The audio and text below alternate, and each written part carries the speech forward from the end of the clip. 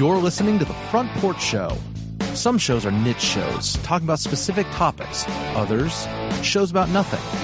This show is the show about everything. On The Front Porch Show, we'll talk about current events, some news, a little bit of politics, along with a whole lot of life. Welcome to our front porch. Wow, I don't even know what I'm seeing in the screens here. I had such a good intro planned, and then just like things started showing up in the screens. You're seeing the fat face of Tombstone. What? Why is your face fat? I don't know why my face is fat.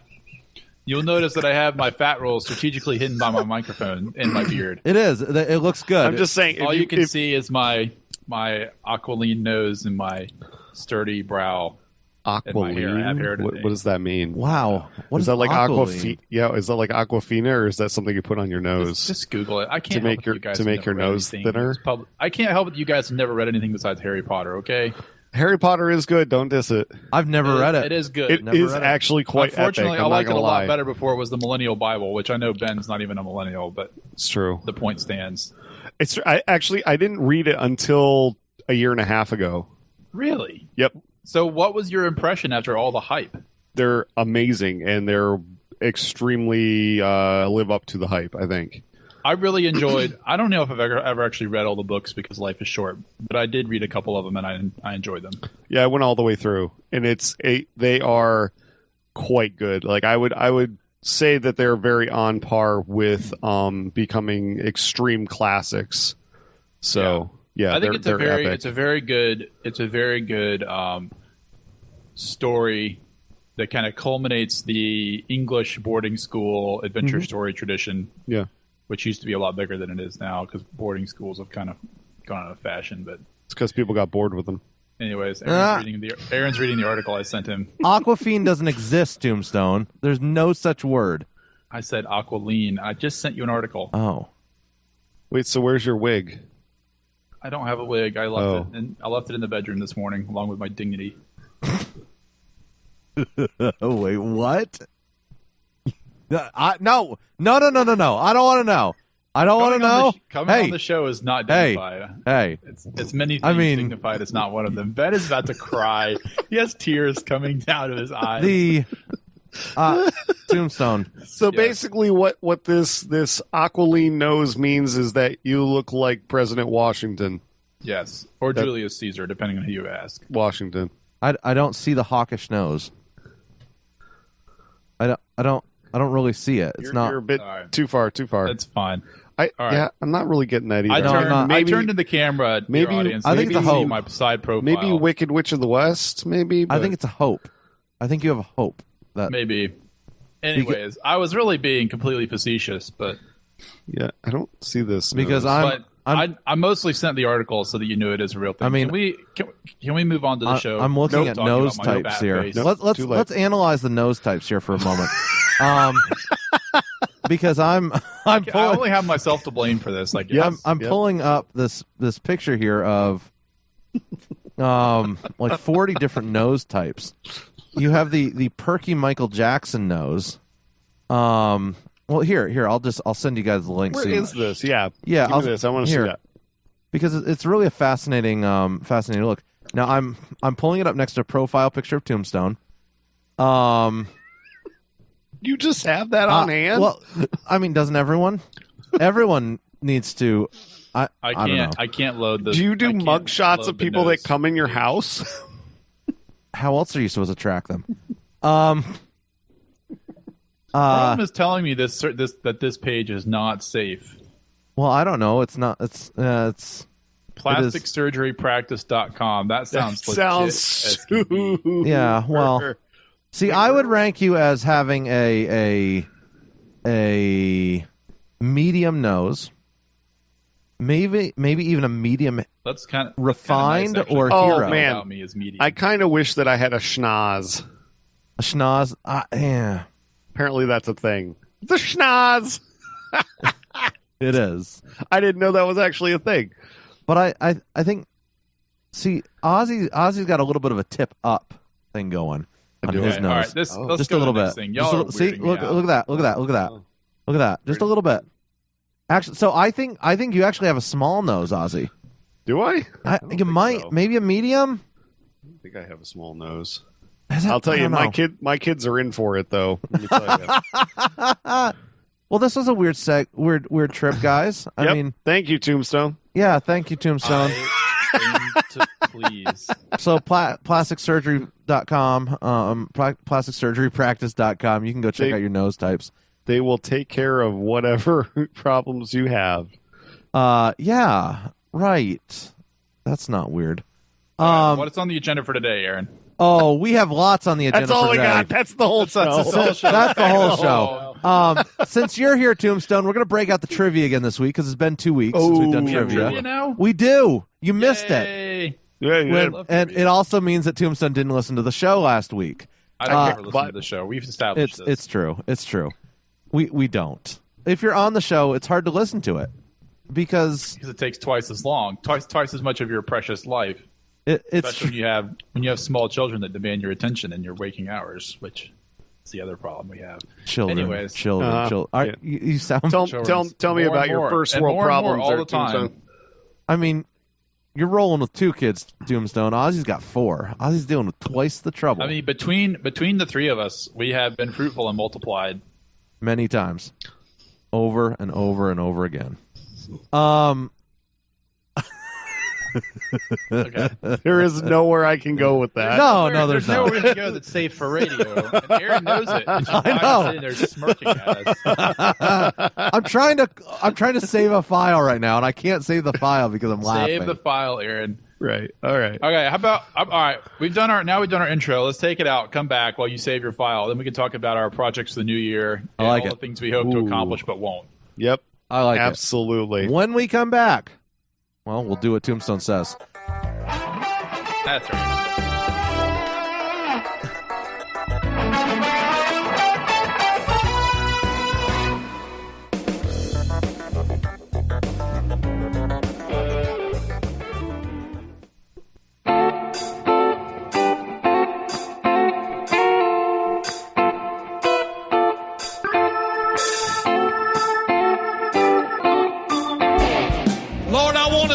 For my smoking hot wife tonight, Lisa.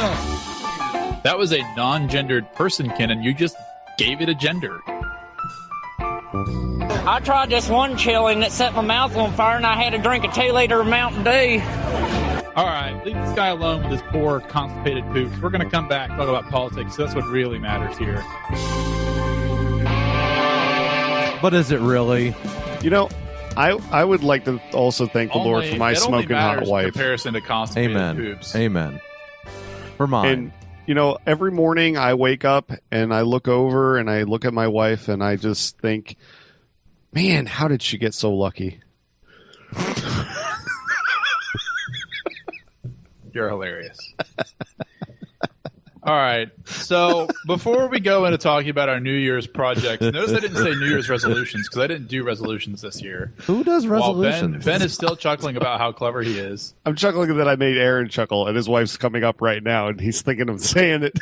So over the last 2 weeks, I haven't been here. Oh my! Are those blueberry pancakes? Of course they are. Oh, dang it! So much. I haven't had a Mathis style blueberry pancake in like 5 years. They're very good. Anyways, I haven't had one ever. You're missing out, Ben. Very, very good. They're very. We had pancakes yesterday morning. All right, so we were talking about they were movies Mathis that came pancakes. out. Sorry, Aaron. We were talking about movies that came out over Christmas. I'm ogling my pancakes. About pancakes. Gosh.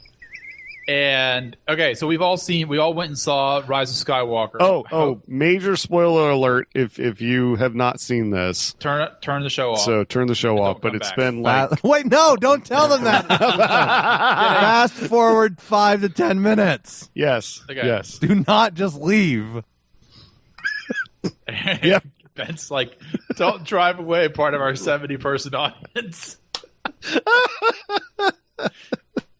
All right. Anyway, so Rise of Skywalker, yeah, went and saw it. It was pretty good. It was completely not what I was expecting, though. What were you expecting? I don't really know. I was expecting Rey not to be a Palpatine. Like that came completely out of left field for me. Yeah, I did not see that at all. I thought she was going to be a Skywalker. When you come up with a character out of thin air and don't really think about where her character needs to go, you send the character weird places. I heard that they were trying to basically kind of course correct from the Last Jedi, and so they kind of had to put a lot in there. Which I don't know. I personally haven't seen the Last Jedi. Personally, I think and I didn't feel like it's I not missed that anything. bad. It's not that bad. Okay, here's my authoritative and final word on Rise of Skywalker. It was very dark. It was an okay movie. I actually didn't think it was that dark. It was somewhat. What in the world, Tombstone? It was incredibly dark. It was. No. What is your definition of dark? I don't know. It was like cartoon Not dark. that. It was like a comic book dark. It's like watching the Avengers. No. A lot of people died in Avengers, didn't they? Anyways, with Thanos. Like Avengers wasn't as dark. I mean, Endgame was dark, Anyways, but it wasn't that dark. That's because they cut off his head. Gone. Which I still haven't seen Endgame, but that's neither here nor there. Spoiler alert. That's okay. Like, no, I don't think there's anybody in the world who doesn't know what happens in Endgame. Seriously. By now. I What happens, Tombstone? I bet you don't know. The Thanos does the glove thingy, and everybody flits away in a scattering of pixels, something like that. It's not pixels. It's more like leaves. The wrong movie. Which Pixels was a great movie. I don't know what happens in it. I haven't seen Pixels. I love it. Adam Sandler. Do you? Yeah, it's a great movie. Okay, hold that thought. It's very nerd-tastic. Okay, I thought that Rise of Skywalker tried to do way too much in one movie. Like, absolutely. If they'd spread it out to maybe two movies, which Yep. they shouldn't have done, they should have just made it one good movie. No, they should have made it way two. too much. I had no idea what was going on most of the time, and neither did the characters. It seems like. Yeah. Compare and contrast. The same week I saw that, I rewatched A New Hope on my new 55-inch television in HD. Ooh. And A New Hope is a lot of fun. And it doesn't try to do too much. It's a fairly linear story. You're trying to get from point A to point B. You're trying to dodge the baddies. And it has a good ending. I will say, I watched a... And it looks amazing. Like, the set design, everything looks like... It looks... I know the phrase "lived in" is way overused with Star Wars, but it looks real. If that makes sense. Yeah, I love looking at it. I heard a bunch of. I watched a thing on YouTube that was about New Hope, and apparently it was really, really bad. And they literally saved it with the edits because there was so much stuff that they cut out and then moved around. And the first edit of it that Lucas did, if you can go on YouTube and look it up, apparently the first edit that Lucas did and then showed people, it did not go over well at all. And then his two editors went back, redid the entire thing, and then it was the smash hit because there was a ton of stuff that was left out. So what you're saying is George Lucas was never that good. Sounds like he had a lot of really good ideas, but he didn't really know how to narrow them down. Tombstone, it's not about how good you are, it's the people who you surround yourself with. That's true. I've learned that very well. I actually read a really interesting article earlier this year, or last year rather, about the design history of the different spaceships in Star Wars. Oh, I love it. The guy who wrote the article, I guess there's some drawings floating around, and he also got some more drawings that were not on the internet from sketchbooks and artists' sketchbooks when they were working on the models, for all the different ships, right. And it's pretty cool. Yeah. So I also watched this thing on YouTube about every single stormtrooper, and they go through every single one. YouTube's been trying to get me to watch that. I just can't get into that. Is quite good, actually. It's very cool to look at all the subtleties. The only stormtroopers that matter are the ones on the speeder bikes. Oh, dude. But here's my question. If you're driving a speeder bike, how can you see where you're going if you have these giant blinders on both sides of your eyes? Well, obviously they have tech inside of them. They have blind spot detection poking out on the sides of their helmets. Well, why do you need blind spot detection? I guess you don't. You can't just turn your head. I mean, it's not like your cowl is keeping you from turning your head like Batman. I don't know. I guess it's like a motorcycle helmet. I don't know. I'm Batman. Y'all are going too deep on this. Yeah. All right. So, moving on. 1917. Have you guys seen that yet? No. All right. I won't spoil it then. I saw it for the second time last night. Who wins? We all That's a win, spoiler. man. That's a We're spoiler. all winners. Oh gosh. Stop. So, it's a really good movie. It hit me just as hard the second time. Yeah. You've seen there it are parts- twice? Yeah, that's what I just said. He just said that. Where were you? I was in a totally different one. Aaron's Got engrossed pan- in a got long-term pancakes in relationship your with ear there? pancakes. I was staring at syrup, maple Oh my syrup gosh. from Vermont. Ooh. Anyways, like I said, it hit just as hard the second time. It's parts of it make me cry. It's really good. You should definitely go see it. You should definitely go see it in the theater. There's a few scenes which are very, very good in the theater on the big screen with the big sound system and everything. So go see it. It's worth your money, and it's worth supporting a movie that is well done and is, not garbage. Unlike The Last Now, Jedi. I started watching a documentary series on the Hitler Youth. Mm-hmm. That is really, really interesting. And You remember what it's called? Geez, you had to ask me that like right now, didn't you? If you give me a minute, I'll pull it up. I ask questions. Anyway, basically it goes through and it does a lot of interviews with the people, I guess, back in the 50s. I'm assuming 50s, 60s, probably 1960s and 70s. It interviews people who were Hitler Youth. And man, it is crazy because, you're talking about these impressionable kids who didn't really know what was happening, but were, 100% in love with Hitler. It's called The Hitler Youth. Right. Is the documentary. It's on Amazon. It's like, I think it's a 5 or 6 episode documentary on it. I've gone through the first episode.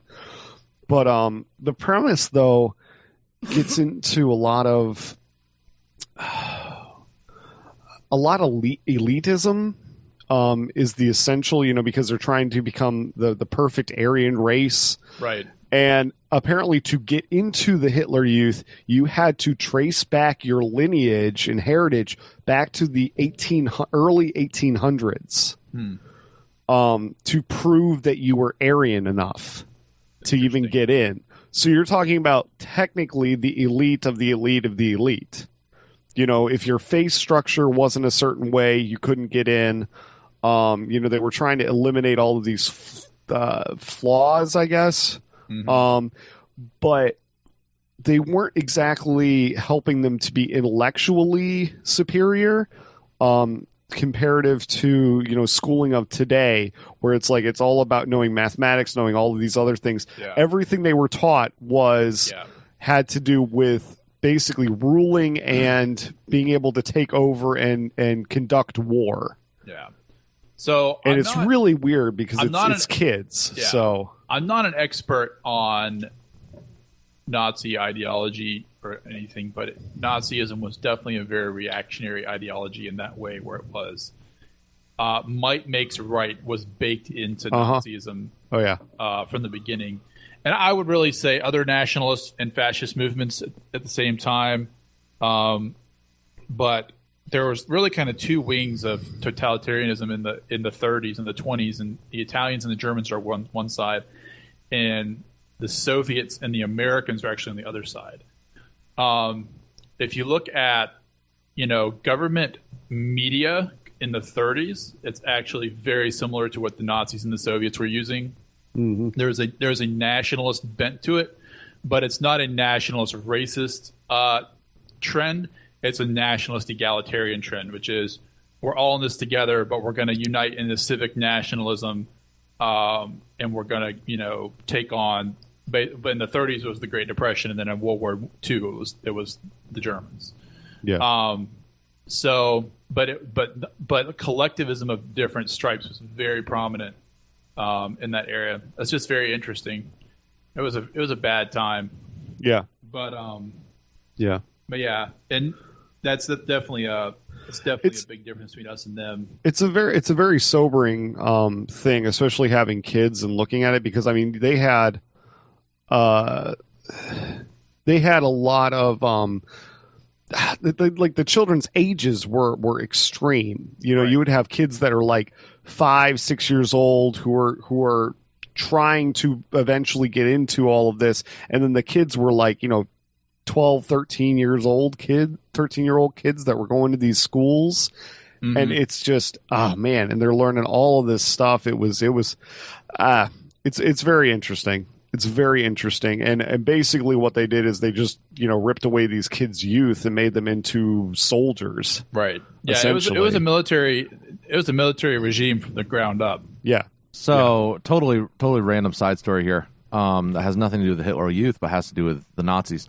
Alyssa's great-grandfather was, I believe, an engineer in Germany before the war. Mm-hmm. And he was outspoken against the Nazis. And they sent him to the front lines in Russia. Wow. And he made it. Wow. He survived. And yeah, like it was bad. They were not happy. Yeah. They were not happy with his views, and so yeah, it was a crazy family story there. That regime was not tolerant of dissent at all. Mm-hmm. The other weird thing was, Alyssa's grandfather fought or didn't fight over there in the war, but he went over after the war. Mm-hmm. But the fact that she has people from the family, in her family who fought both sides is just such a weird. It's a weird thing to me. I don't know. Yeah, my family's like that, except it's the Indian Wars of the 1700s. I had family on both sides. I mean, my family's probably like that when it comes to the Civil War. So, I mean, yeah, War of Northern Aggression. Anyway, not that I have any feelings about that. I have lots of feelings. Let's talk about it. Not today. Not today. I really don't want to. Not today. We can talk about it next week after Virginia degrades into a boogaloo. Oh my goodness! I hope not. I hope not. That's crazy. We got to talk about that later on today. Yep. So, guys, what are your projects for this year? Yeah. I have a list. Okay, I want to hear Tombstone's Ben, list. you just said you finished something, so I did. I haven't finished anything yet. I did. I framed our large mirror. We have a 5-foot by 4-foot mirror in our living room, so it's very large, and it has needed a frame for the past 4 years that we've lived here. So I finally framed it out. And what did you frame it with? Oak. Nice. I just did a super simple frame. Our house is kind of like I make a lot of just oak. I like the natural colors of it. I don't really stain it. I just do natural and then do some lacquer over top of it. So how much did it cost you?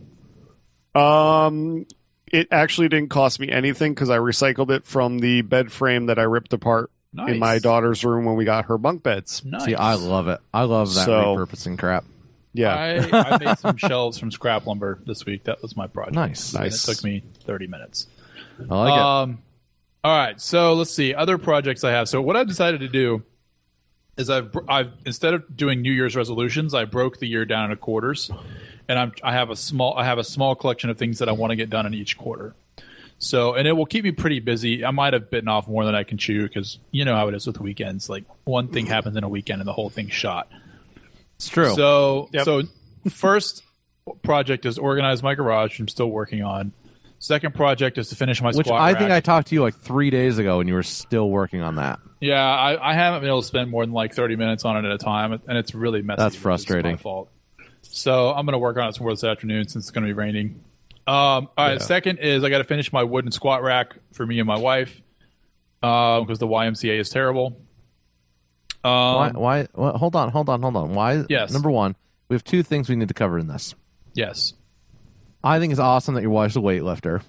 Yes. Awesome. Which is she got you into weightlifting. Yes. Which is kind of I haven't really awesome. Done much yet, but I want to. No, but she can outbench you. I hate which is going to which the is Y. even funner. No, she can't outbench me. Oh, of course she can. Sure. Yes, because of gender dimorphism in human beings, I can bench more than my wife, even though I don't train. Well, we won't talk about any of that. I don't want to touch that with a 10-foot pole today. Just because I don't want to. Too many other controversial topics to talk about. It's not really controversial, but and then only if you have a gender studies degree. It's true. I just don't want to make people mad. The powers that be, which they're listening. So they are. What's the other item? Oh, what was it? I don't remember. Continue. So YMCA. Oh yeah, why? What's your thing? The YMCA has a room, as a weightlifting room, and it's half full of Nordic tracks and treadmills and Smith machines, and it has one power rack and one bench, and there's always some doofus goofing around and hanging out, and they don't have a deadlift platform. So you have to basically like scoot into a corner, and it's a huge pain. I've been twice, and it's just not. If somebody is there using the equipment, you have to just stand around and wait, and it sucks. So I decided I'm not going to do that anymore. And if I go to the Y, I'll swim because they have a really nice pool. So we're going to keep our membership for that. And I'm going to weightlift, and Chris is going to weightlift at home. So. Nice. I mean, she can still go and do it if she wants because she goes during the daytime. But nice. I can't go during the day. I have to go in the evening when there's more people. And it's right. Yep, and you got to go before you're not a young man anymore. Exactly.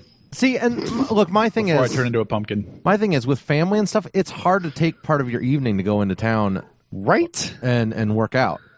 Yeah, and so I'm like, not easy. I've got my machine at home. I go down with the boys. Yeah. I go down with the boys. I work out on the machine. If I want to do the bicycle, I can get home. I can ride the bicycle before supper if there's daylight, and then I can be home for a late supper and then do bedtime. But going to the gym, it takes about twice as long to actually go up there and yeah. Yeah. It's time. So man. Time. I can get a 40-minute bicycle ride in about a little over half the time it takes to go to the gym. So, anyways, so we're gonna solve that problem. So I gotta get that done. And then number 3 is making bookshelves. I want to make 2 bookshelves for my wife.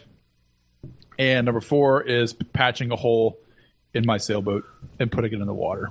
So nice. All this has to happen before the end of March.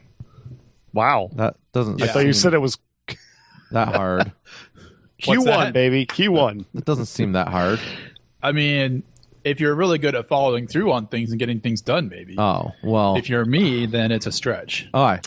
My major things that I want to do is I want to built-in bookshelves into the living room and then in my room. Ooh. So that's the big project. Nice. We'll see how that goes. So I've got I have bookshelves I got to finish. Uh-huh. I have basically trimmed through the entire house that I have to finish. Ooh, yeah. I have shower I have to finish in the next hour. Or not hour, in the next month. Is my plan. And then I've got I've got a bunch of other projects, some business projects I'm working on that are very high intensity. So that's going to be kind of crazy. It's going to make quite the year. And if it works out, it's going to be great. And so I'm super excited about those. And what else do I have? I don't know. Now that Ozzy's making faces and embarrassing children. Hey, we will be right back. We will talk about Iran. Oh boy. Ooh. Wait, you're running now? Yes. Yes, I am.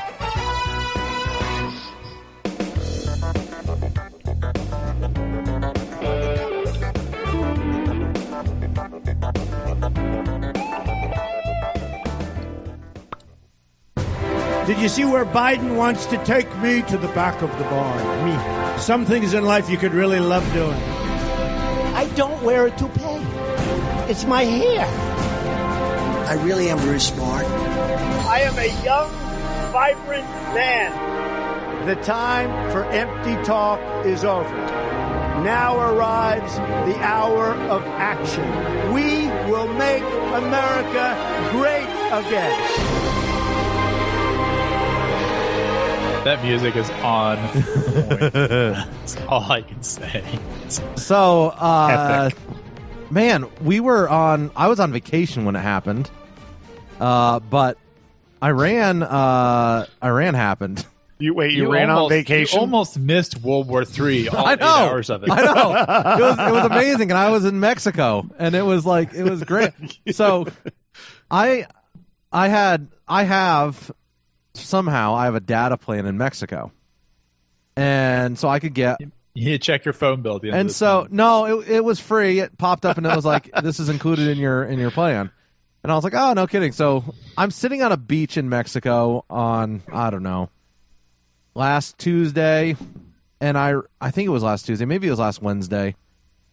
And it shows war with Iran imminent. And I'm like, wait, what? What are we doing?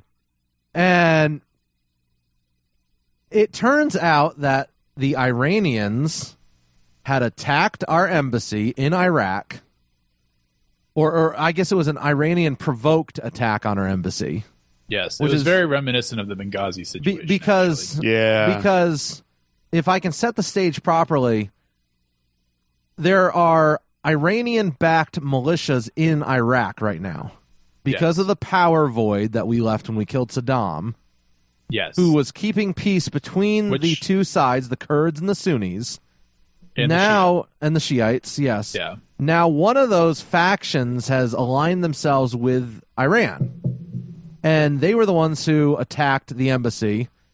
And we've got I didn't realize that our embassy was that big over there. It's 180 acres.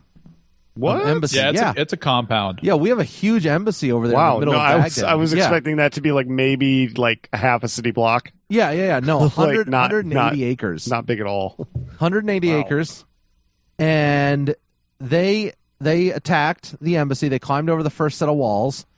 And Trump sent in some forces. Like you do.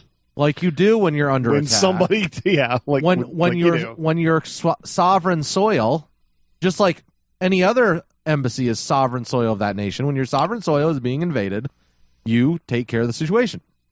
And so he sent in the troops, and I don't remember how many people ended up getting hurt during that, but anyways, probably anybody that climbed over the wall. Probably. Retaliation, though, we killed a high-ranking general from Iran called anyone? Bubba Gump. No. I have no you got idea. his name? Soleimani. Yeah, that's right. And so we took him out. We took him out. Trivia, or are we still on Iraq right now? Well, we're still on Iraq. And so what happens after that? Trump starts talking a big talk. Well, the Iranians got really upset. Well, of course the Iranians got upset. I mean, what do we expect? I mean, they didn't really have a leg to stand on since their guy was caught screwing around in Iraq where he had no business being. There you go. Okay.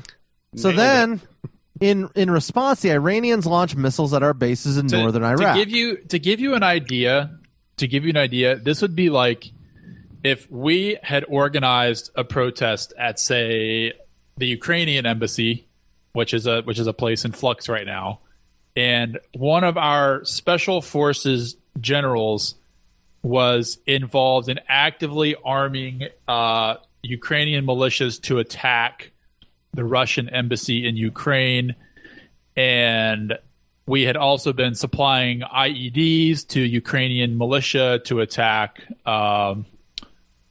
It's not quite the same as Ukraine because I don't think Russia.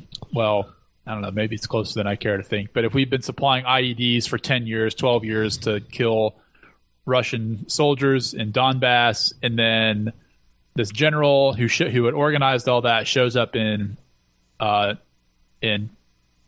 I can't remember the capital of Ukraine, Kiev, and they smoked him. Like that's what it would be. Exactly. Like it would be like you got caught with your hand in the cookie jar. Completely understandable, especially when President Obama, put Soleimani on the terror list twice.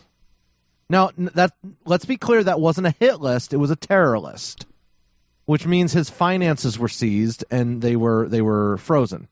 Right. Okay, we're not talking. This was a hit list. We know all about Obama's hit list, though, because he did have a long one. And he did killed quite a few people. He did, and droned an awful lot of people. Yes, and civilians, and really enjoyed it. Apparently, right.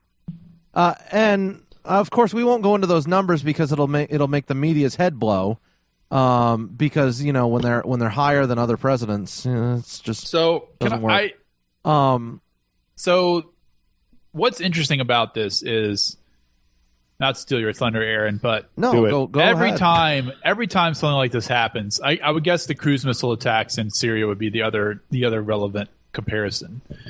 Everybody loses their minds and assumes that Trump has gone off the deep end and is getting ready to do a Normandy invasion. So that's where I want to Iran. go with this. That's exactly you're following my train of thought perfectly. Okay, Yeah, so Trump refuses to get sucked in. So this happens. This whole thing happens, right? Yes. Our bases get nailed with missiles, and with apparently no actual damage. no damage, but 11 concussions. Let's be clear, there was some issues. To which the Democrats said, Aaron, as this was playing out, the typical suspects start talking about 3D chess. And how the Iranians were actually aiming at empty air. Well, so that's what the hilarious thing is, because I'm just like, I don't know, man. I don't know. I mean, it's very strange. Because so here it is. The left, the Democrats. I'm going to lump them all together right now. Yes, they all start screaming. Well, they're not. They're posturing. They're not actually trying to hit us. They're just posturing. Yeah. And then you've got the right who starts screaming, "They bombed us. We're going to turn their desert to glass." Yes. Nuke them till they glow. That's right. That's right. That's right. I mean, and I'm like, whoa, to both sides. And then all of a sudden, Trump says, "Nah, we're not invading. We're going to let this one lie." Yeah. And the right goes, "Oh, well, this is 4D chess." Now, of course it is. Yeah, I mean, of course we're not invading. I mean, why would we invade? The category on this one. Why would we invade? Okay, Tombstone? but I gotta say this though. I really think that when the airliner was shot down by the Iranian air defense, that it actually went a long way toward defusing the situation. Because it sucked so badly. So that's the follow up. So the Iranians thought that we were invading. Yes. The Iranians thought we were invading and took out a Boeing 737. Or at least an air defense commander in Tehran thought we were. Yep. And it's not obvious to me that the whole whole operation took out an airliner full of people that was leaving Tehran. Really? Yes. That, oh my goodness, that is just... it's so sad. Like I'm not even upset about it because it's such a tragedy. Does that make sense? I'm not mad. I'm not angry. It is an absolute tragedy, and it's a slap in the face. And I from everything I read, the Iranian people knew what happened, and the government dug their heels in because there's what appears to be a huge divide between the Iranian government and the Iranian populace. But this goes back to what I mentioned earlier, Aaron, with the flags. So there's been protests in Tehran and maybe other places the last week or so. And what appears to have happened is that somebody that works for the state, for the government, painted an American flag and an Israeli flag side by side on a well-traveled public square area so they could get footage of people walking across it. Because in the Middle East, of course, putting your foot on something is the ultimate disrespect. Right. Which, by the way, some people think that's part of the reason that Mogadishu was so bad, aside from everything else that happened, because when we would fly over the city, our troopers would hang out the helicopter with their feet down over the city.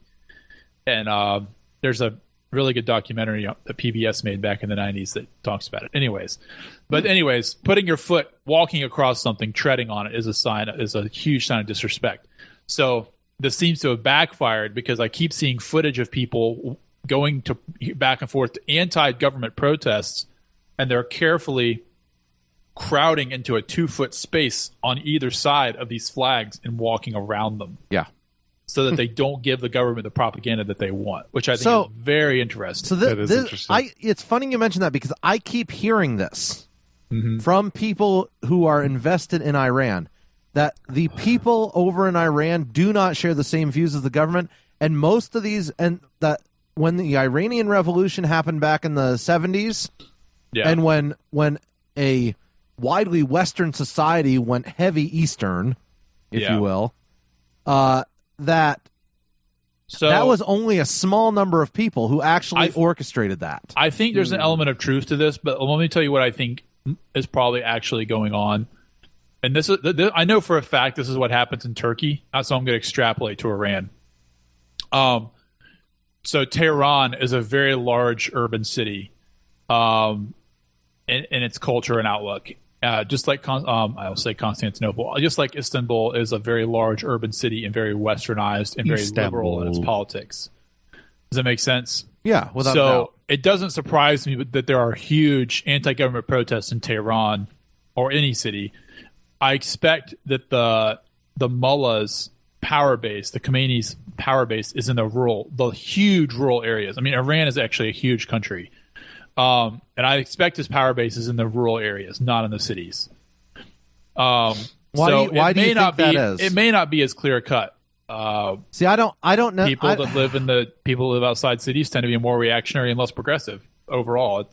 That's just how it works. Erdogan's votes, and to the extent that he's won elections, which is doubtful, but all his votes come from the rural areas. He doesn't get votes in Istanbul. Interesting. See, and this is where I'm, and not coincidentally, Istanbul is where the fake coup happened. Right, that's right.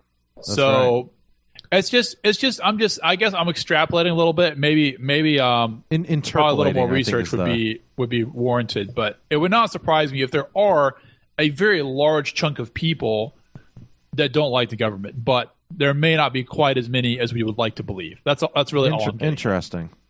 Yeah, do you? So here's my question, kind of drawing a parallel to the United States here.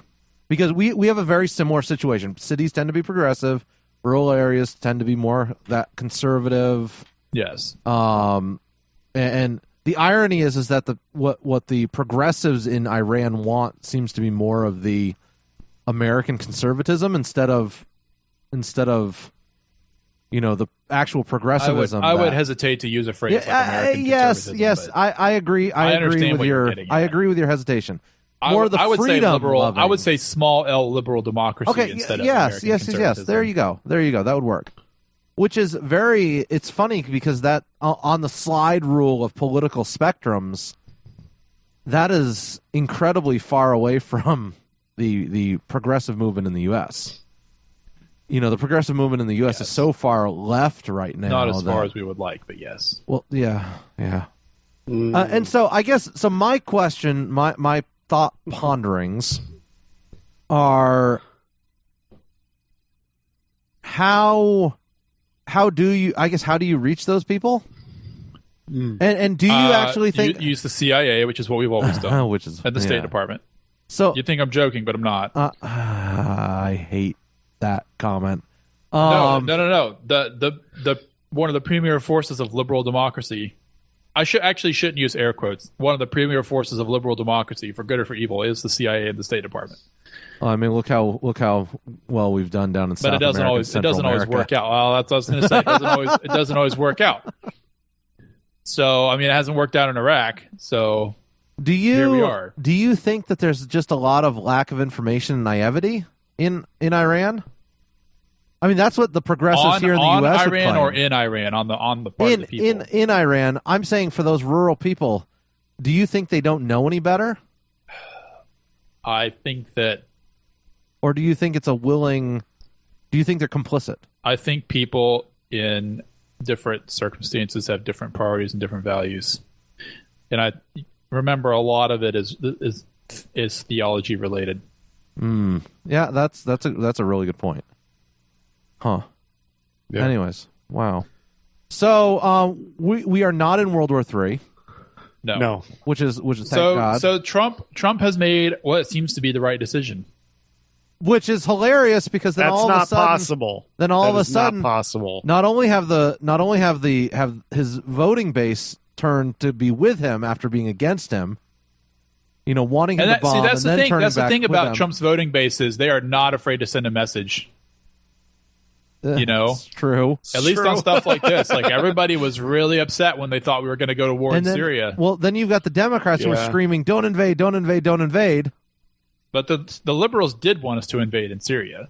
Right. I'm talking Iran here. Yeah, I'm just saying there's maybe some duplicity there between the two cases. Of course there are. No. It's almost like there's politics being played, Tombstone. No. I know. And so now it's even though Trump didn't invade, he's still the bad guy for some reason or another for defending our embassy. That's because nobody likes him, obviously. Well, right, but it comes back to politics. It has nothing to do with anything. Well, and Trump being kind of a jerk, but hey, it's all tied. Hey, after all, he got impeached for a perfect phone call. A perfect phone call. A perfect phone call. That may have been the most boomer quote I've ever seen, or boomer tweet. All caps. The most perfect phone call ever.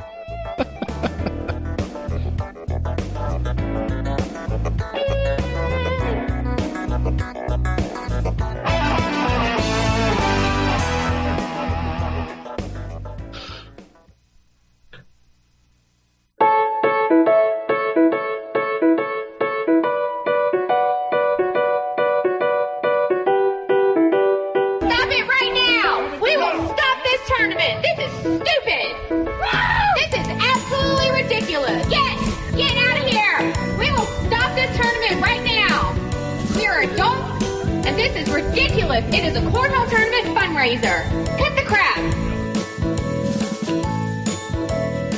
crap. Despite of the craziness happening in Virginia right now, with 80-something counties declaring themselves as sanctuary counties for the Second Amendment, and the governor declaring the Capitol a shelter in order to ban firearms on the free grounds? Speech zone. Yeah, free speech zone where you don't have any other rights. That. Sure. Ozzy, weird. Like, I woke up to some bizarre news out of New Jersey this morning, your county in particular, and I about had a heart attack. Yeah, apparently we are a sanctuary county from a 4-0 vote for firearms. I'm I don't know what that incredibly perplexed. Like, I don't know what that means. So I saw it on somebody that had posted it on Facebook, and I read the article and stuff, and I'm super confused because I don't know what to do with gun freedoms if we had them. So first of all, don't confuse a sanctuary city vote with actual freedom, because it's true. Because your state government doesn't give a crap. Absolutely, yes. So neither do New Jersey state troopers. That's not true. I'm just very curious because that's not something I was expecting read this morning. You should send a letter. You should send a letter to your county council and say, "Hello, what does this do for me?" Yeah, probably other than being a symbolic thing. Yeah, it's probably nothing. That's what I figured. Which is ironic. So that brought me to the whole curious investigation of what the heck is going on in your county in New Jersey, in there near Cape May. Nothing. But I didn't realize the entire we started looking at voter turnout for 2016. Yep. Your state is practically all red except for the I-95 corridor. Yeah. New Jersey is extremely diverse when it comes to who votes for who, and most of the votes are for. I want to say it was the presidential election of 2016. It was a 55% was Hillary Clinton and 41% was Trump. So yeah, we're practically split. And it could go either way depending on a few thousand people. That's so bizarre. Yeah. Most of the people that are voting for Democrat are near the cities, so because we encompass right outside of New York City, and then right outside of Philadelphia. So those two areas are very heavily blue, in the counties immediately around those. But a large majority of the rest of the state is red. So, isn't that fascinating? Yeah. Ben, all I'm hearing is that if you were in Iran, you would have voted for the Ayatollah Khomeini. Oh my goodness. That's so okay. So that brings me to the other that question. might have been a little too meta. That brings me to the other question. Trump is doing a rally?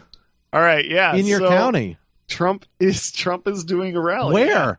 Yeah. You guys have buildings big enough to house a rally? You can't argue that Trump does not try to show love for his base by. I mean, did George Bush ever do a rally did Mitt Romney ever do a rally in New Jersey? Probably not. No. I don't. This is the first time that Trump has done or that a president has done a rally down in this area of New Jersey since I want to say it was like the mid 1800s. Wow. So what's going on? You're like the redheaded stepchildren of New Jersey. It is really crazy. So I have a question from a political standpoint, real quick. Why is he going there when because he's going to steal Elizabeth Warren's lunch in New Jersey? That's why. You really think he's going to win New Jersey? You know what, Aaron? You can't win a state you don't show up in. I don't know. No, that's true. That's very true. I agree with you on that. I mean, but it's like, why would you waste Michigan, millions of Ohio. dollars? Why would you Wisconsin, Michigan, Ohio, New Jersey? Basically, we had our who was it? Our governor, not governor. Sorry. Crud. Was it one of our senators? Oh man, what is his name? Anyway, he flipped from being Democrat to being Republican. Trump promised him that if he did that, he would come and support him. So interesting. He's coming to New Jersey. Okay. Nice. And it's going to be in, I guess, next week. No, 2 weeks. A man of his promises. It's the 28th. He's coming down to help. So do you have your tickets yet? I did get tickets. Did you really? Yeah, he did. Yeah, I did. Can we assist you in getting a press pass? Now, I wish. Now, it is on the 28th, which is a Tuesday, weirdly. It's at the Wildwood Convention Center, which holds 7,000 people. Only 7,000? Only 7,000. So I would suspect that's actual seating. I don't know about like the actual because it's kind of an that's arena. Really small for a Trump rally. They're expecting like 40 or 50,000. They're expecting 14,000 at least. Great. I am probably not going to be going anymore because the reason being, from my research, they give out around 50,000 tickets is what they were expecting to give out. So, and I don't want to stand in line for 24 hours to see Trump. Personally, what you're saying is you may not be able to get in. Probably which not. Seems no, reasonable. Probably seems not. Like and I don't want to like spend my entire day standing, freezing my butt off next to the ocean, next to the ocean, near a bunch of Antifa and Trump supporters, and just to see a glimpse of him. I'm okay. So, yeah, but Trump will be about 8 miles away from my current location. So how crazy is that? But for the show, man. Dude, I would love to go, but I'm not going to spend that much time in line. Are you crazy? That's like a zero return. Ben, I don't think you're crazy. That's a zero return, man. If it would have been like, okay, you know what? 7,000 people can get in or whatever. We're going to give away 10,000 tickets per people that aren't going to show up. And you're, basically guaranteed to go in. I would do it because I would love to see the show. I'm gonna work on this for you, Ozzy. I'm gonna see if I can't get you media pass. Okay. Because as a legitimate news source, as the Front Porch Show is, I believe that we, just like CNN and Fox and MSNBC, should have the opportunity to observe and to represent. And to bring the hard-hitting news from the Trump rally. I just want someone who I know and trust to go into a Trump rally, and especially someone as I'm totally non-biased as you. I'm totally on Trump. Now you didn't vote for Trump. You didn't vote for Hillary. No, in the last election. No, neither. I want an unbiased view of a Trump rally. I would love it. I'll bring my camera and everything. So absolutely, we need to make this legit. So I will work on securing you some tickets. All right, because I need this to happen. And if you get a media pass, you should be able to get right in. So I'm up for it. If I can go straight in, I will go, because I would love, like I said, I would love to go to one of these things, because apparently they're very fun. And I would like to see all of what happens and the craziness. And I don't know. I kind of want to see the train wreck happen. That's now you can't actually say that on the media request. Right. No, I don't want to say that. No. Take that back. I just want to see Trump. I'm such a fan. Yeah.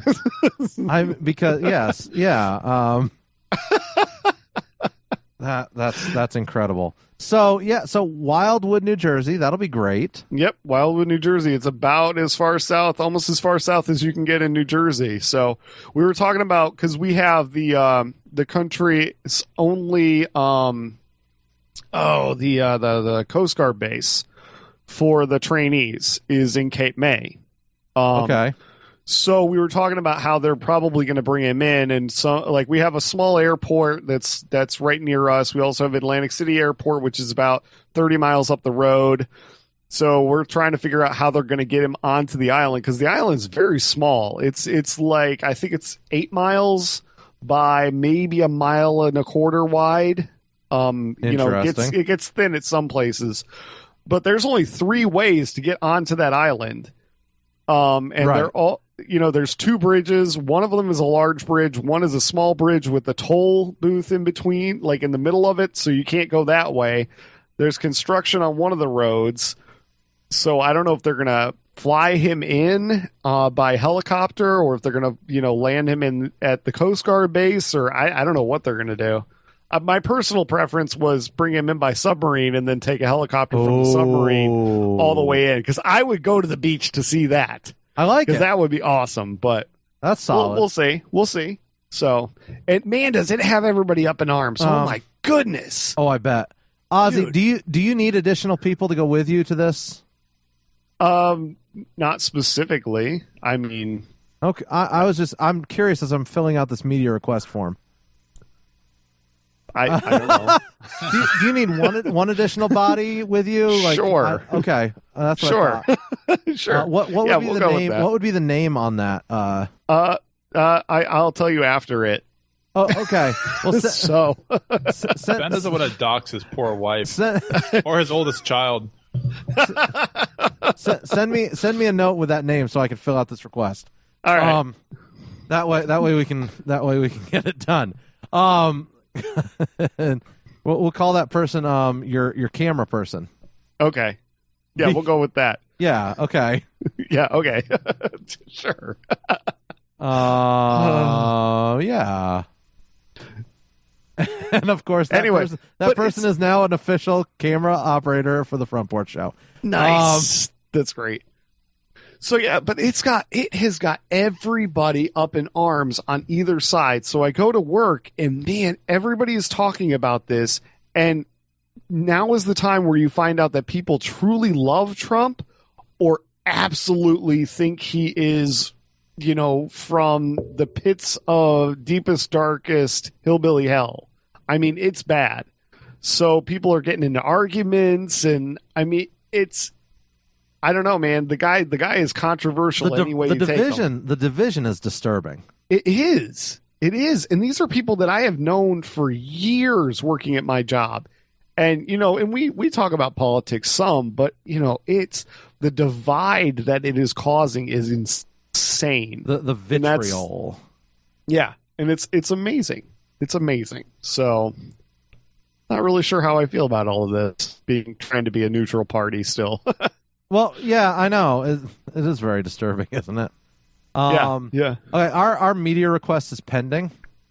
So I don't suspect they're going to just give it to us immediately. They're probably going to have to look up who I am and the other person and be like, nope. Well, make sure you're not on the list, which you may be. Maybe. Oh gosh. Why not? So, I can't believe we're trying to do this. So when we come back, we will discuss something else that we haven't talked about yet. I don't know what it's going to be, but we're going to talk about something. Wow, my voice just broke there.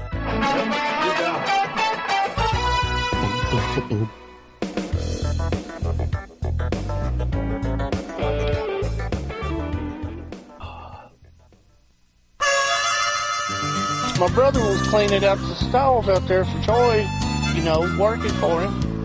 And they called and want me to come around there. Well, when I get there, I realized that they're already drunk. One thing led to another, and before I knowed it, there was knives and guns. Everything just went haywire. They cut my beard and forced me to eat it. Speaking of beards, Yes. You guys saw the video of the 250 Amish guys moving a barn, right? I did see it. I did. It's It was awesome. actually massively impressive. It was a really big barn, too. I think this is a video that's been going around the internet for a while now, but it's always impressive when I see it. Those folks, those Amish guys, they get after it. From? I don't know. Amish land? I don't know. Wow, good job. Thank you. Probably Lancaster area or something, I would guess. This is Knox County, Ohio. Or Knox County, Ohio. Could be that too. So there's 40 Amish affiliations in the U.S.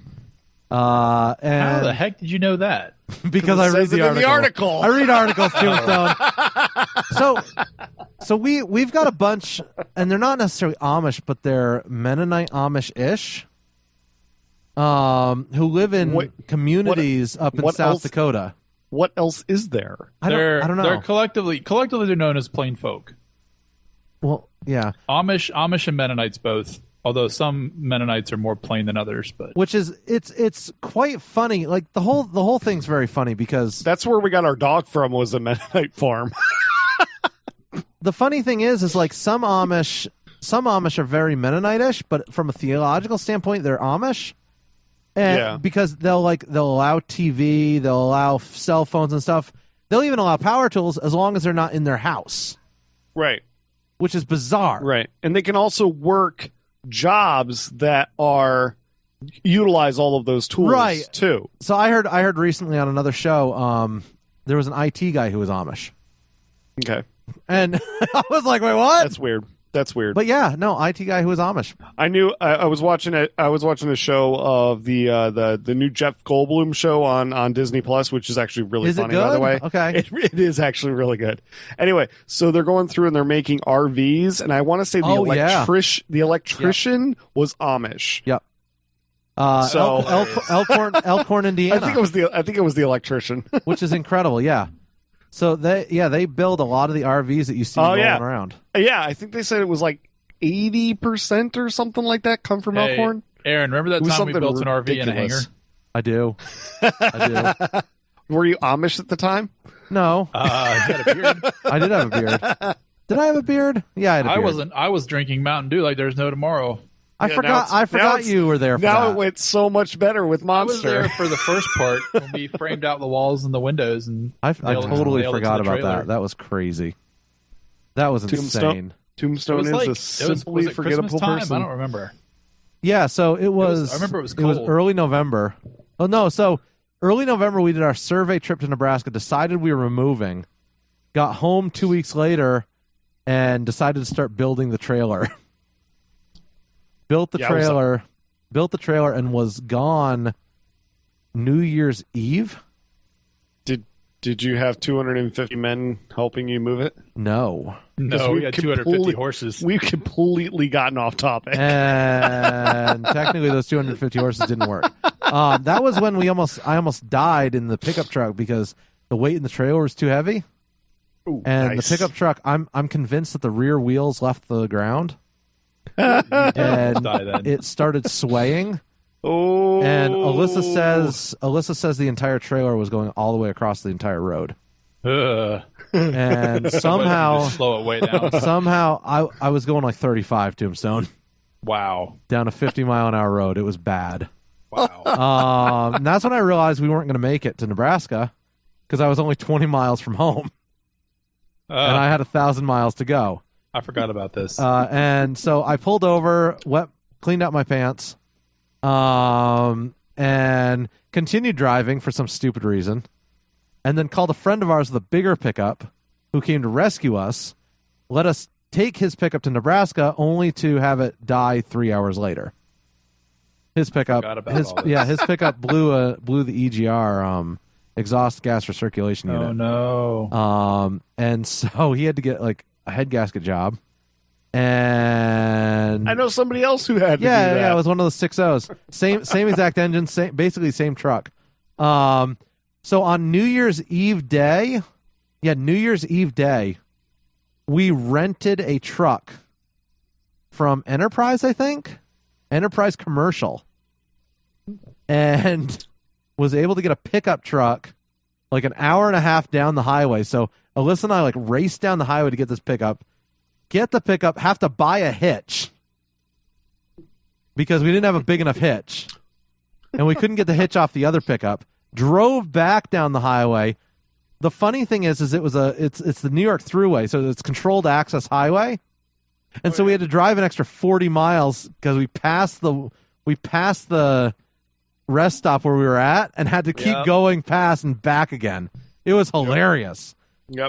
But we made it. We didn't die. We thought we were going to, and lived in that trailer for 2.5 years. Wow. So, where were we going with that? That sounded redneck. 250 Amish. 250 Amish people. So, Vermont apparently is embracing that no technology lifestyle. Did we ever finish the Amish thing? Because I don't think we ever really explained what happened. Oh, so 250 Amish people picked up a barn and moved it. I mean... Can we break this down? Excuse me. Goodness. Can we break this down into two separate questions? Okay. The first is, should kids use cell phones, smartphones? The second is, should the government try to keep kids from using cell phones? Let's consult the Amish on this one. Let's consult the Amish. The Amish, the answer is no. And no? Both? First of all, I think I don't... So Vermont, just to clarify, Vermont is trying to, anyone 21 years or old or younger cannot own or possess or use a cell phone, otherwise they will be arrested. And it's like, wait, what? Here's my thoughts on this. And I don't think the law is going to pass, but the fact that someone suggested this law, it's just bizarre. I actually this sounds like a Mayor Bloomberg thing. I do think that smartphones are harmful to teenagers and young adults. And I think part of the damage is that they're going to have difficulty forming what's the phrase I'm looking for? Relationships. What's that? Relationships? Relationships, but both romantic and non-romantic relationships. Platonic?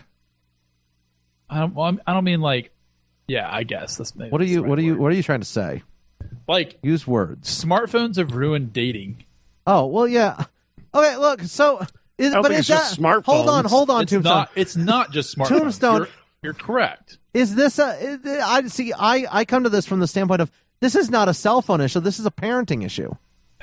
This is a parenting issue. This goes back to the question of, is this purely a people problem, or is this a people problem severely augmented by a technology problem? Yes. And I'm more on the second half of that. Yeah.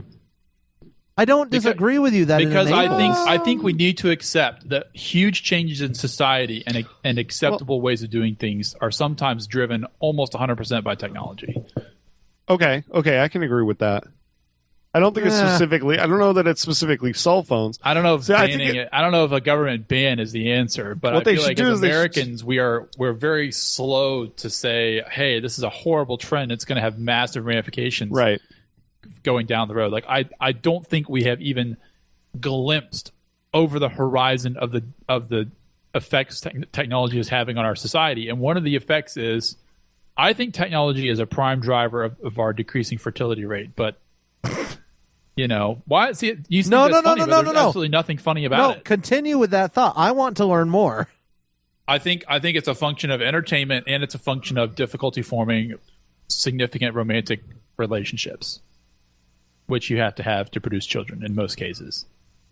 I'm sure you're aware of the connection there. Yes. I'm trying to figure out what you're inferring. I think I guess what I'm driving at is probably worse than you think. Yeah, but so isn't this? I think this speaks more to the people issue of it. where people are allowing these devices to control their lives. Yeah, but at some point you easy. have to accept that people have a lowest common denominator. Then those people suck. That's a very libertarian response. But am I wrong? Yes. No. If to borrow the words of James Madison, here we go. If men were angels, no government would be necessary. That's true, but government doesn't need to. See, this is where you and I will differ. I don't believe it's the government's job to sculpt the culture. I'm not arguing that we need a government ban. I'm arguing that we need a better argument than people suck. Well, I agree with you. My argument does suck because people suck. I think that it's including my arguments. I think that technology is just the vehicle that has shown everyone the extremity of it. By which I mean that, all right, so you have people who by technology, you had the video games starting in the 1980s, right? Late 80s. Okay? Then you had TV, you had cable TV, you had all these other things, and video games kept going and going and going, and then all of a sudden you have all of that, but that's all stuff that you have to do at home, right? So you get away from being dragged into not having relationships at home, and then you get all these people in parents' basements, which is really weird anyway. But then all of a sudden you get these handheld devices that you can have an exclusive relationship with people you never have to meet. So you don't have to go out and... Am I making sense at all? Because I'm getting you're making perfect sense to me, Ben. And you and I are far from the first people to explore this. I think what's different is my outlook now versus my outlook 5 years ago is it's much, much worse than you think, than I thought. Does that make sense? Yeah, and I could see that. And that's why my kids are going to rule the world. The thing is, though, what about everybody else's kids? No, I've actually really thought about this because just think about workforce wise, okay? We have a hard time having people just come to work and just do work. We talked about this 2 weeks ago. We were talking about this. Mm-hmm.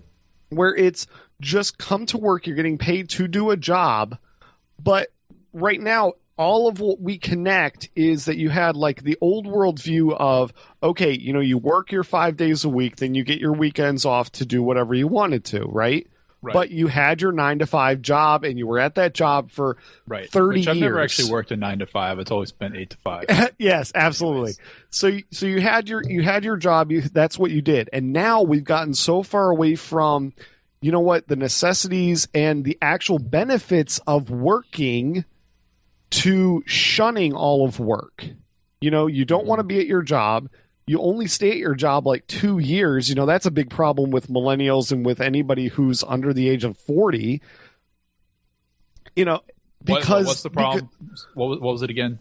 Actually like coming to work and staying at a job. Yeah. They want to get paid oodles of money, but they don't really want to do a job. Southerners have always been averse to work, but... Right. Well, not all of us, obviously, but you get into this mentality of that you're working so that you can party and have fun. Right. And when you get home, you have no responsibilities because you consider your responsibilities to be, that 8 hours or 4 hours of work. And after that, I'm going to go out drinking with my friends every weekend, and then I'm going to be wondering why I can't buy a house or can't have nice things or can't do any of this. And all of a sudden I turn... You never ask those questions. You just and then all of a sudden you turn 40 years old, and you're like, oh, well, I need to be in a committed relationship. I need to get out of my parents' basement. I need to do all of these things. But it's not anything you've ever been taught or ever been pushed towards. If I can springboard off this, I have a position on a society that approaches the metaphysical, which is something I learned a long time ago or came to believe a long time ago. And that is for civilization to prosper and to go forward and to be a constructive environment, not just like financially or politically, but emotionally and spiritually have whole, complete people. You have to have a wholesome interaction between the sexes. If you go to a party and the men are on one side of the room and the women on the other side of the room, what's happening? Nothing, right? The men are telling stupid jokes. The women are talking about. You're describing every single portrayed high school dance in the movies. Yeah, that's why it's high school, though. But as an adult, you have to find a way to meaningfully interact with the opposite sex, right? At least right. And now you have technology that's in the way. And now technology is in the way, and it's commodifying sexual relationships and romantic relationships and breaking it down past the point of a meaningful interaction that's mutually beneficial. No, see, I disagree. Technology is not the only driver of that, but it is driving a massive spike in a gap that was opened by feminism. I think it speaks to the inherent laziness of people. People are looking for the easy way to communicate with people, and they're not looking for the hard way. And it's hard to communicate face to face. Right. Okay. It's hard to communicate face to face. It is much easier to be a keyboard warrior and talk to someone than it is to actually talk to them face to face. Well, that's because you're not exposing yourself. That's why. I don't normally do that, Ozzy. No, you know what I'm saying? I'm not referring to that. Thank you, Aaron, for making that super awkward again. No, seriously. I shouldn't have expected. This is why people don't want to be face to face, Aaron. No, because they're always exposing ourselves. No, seriously, though, like, it is.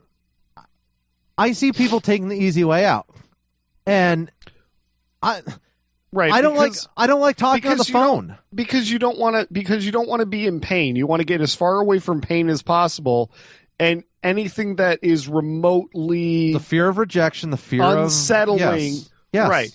Which is why my kids are going to rule the world. Also, all I'm driving at here is that until, as a culture, we figure out how to get over this problem, mental illness, mental wellness nationwide is going to deteriorate.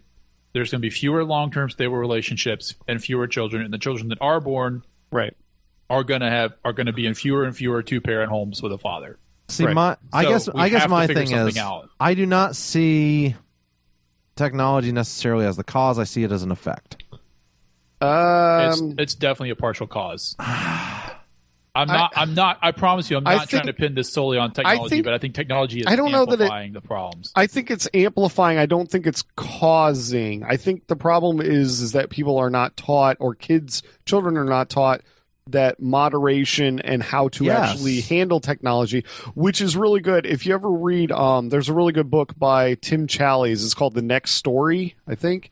And it's all about how you can be a Christian and how to handle technology and being aware of that. So anyway, that's a really good book. But a great suggestion. There's a lot of things that you have to think about that kids get into and that are going to be very detrimental to society. And obviously children don't know when to stop. This is why you need parents that I remember when I was a kid, we had time limits on TV.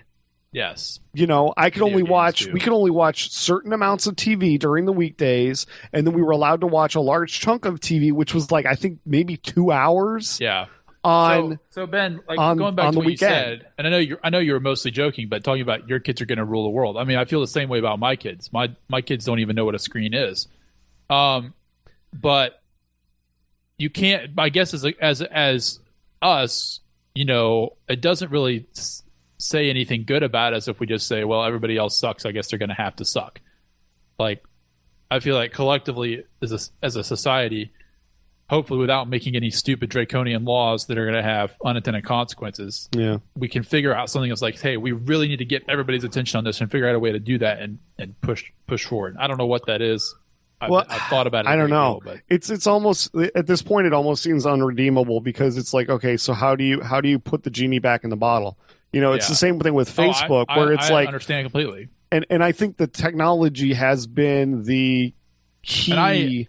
I don't think that technology. I honestly look at technology almost as like a virus. If you're inoculated, then it makes you stronger, or it can become a tool for good, right? Right. If you're not inoculated, then you're in really, really deep trouble. But it's breaking people out of that box. That's the hard part. So the problem is, right now, I think we have 60 to 70% of the population that are being overwhelmed by technology. Right. And that number will continue to go up as the population gets younger relative to the technology that we have. because the technology has gotten, if I can use again the metaphor of a disease, although I don't really see it that way, but it's overwhelming our collective cultural immune system to instant gratification. Does that make sense? Right. So let's say, because Aaron is right about this, our collective resistance to instant gratification and mental softness is high because we have culturally gotten soft previous to this point, and now we're intersecting an overwhelming wave of technical toys and stuff, and it's contributing to the total collapse. So I don't disagree with that. I don't disagree with that, and I think we all can agree that we see the same bad end result. Right. Like, it's not good for society. Right. But I also see a lot of people rejecting social media. I see a lot of people abandoning the technology. I really view it more as like, all right, like you would take in with smoking or anything else. It's a mental addiction.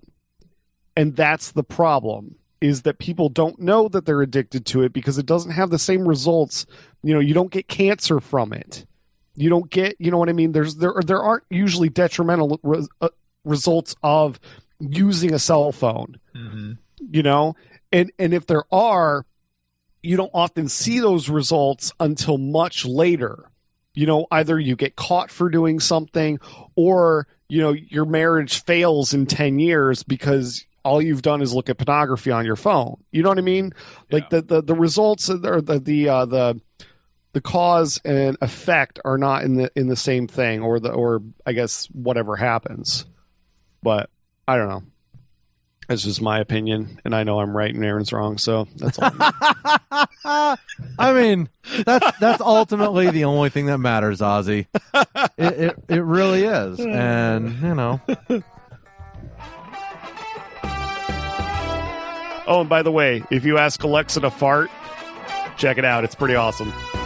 I don't have that demonic technology in my household. You boomer. Do it. Luddite.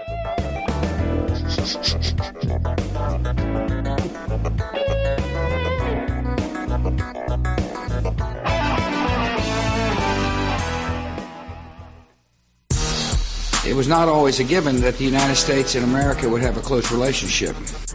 Hold on a sec. I'm going to get me a beer.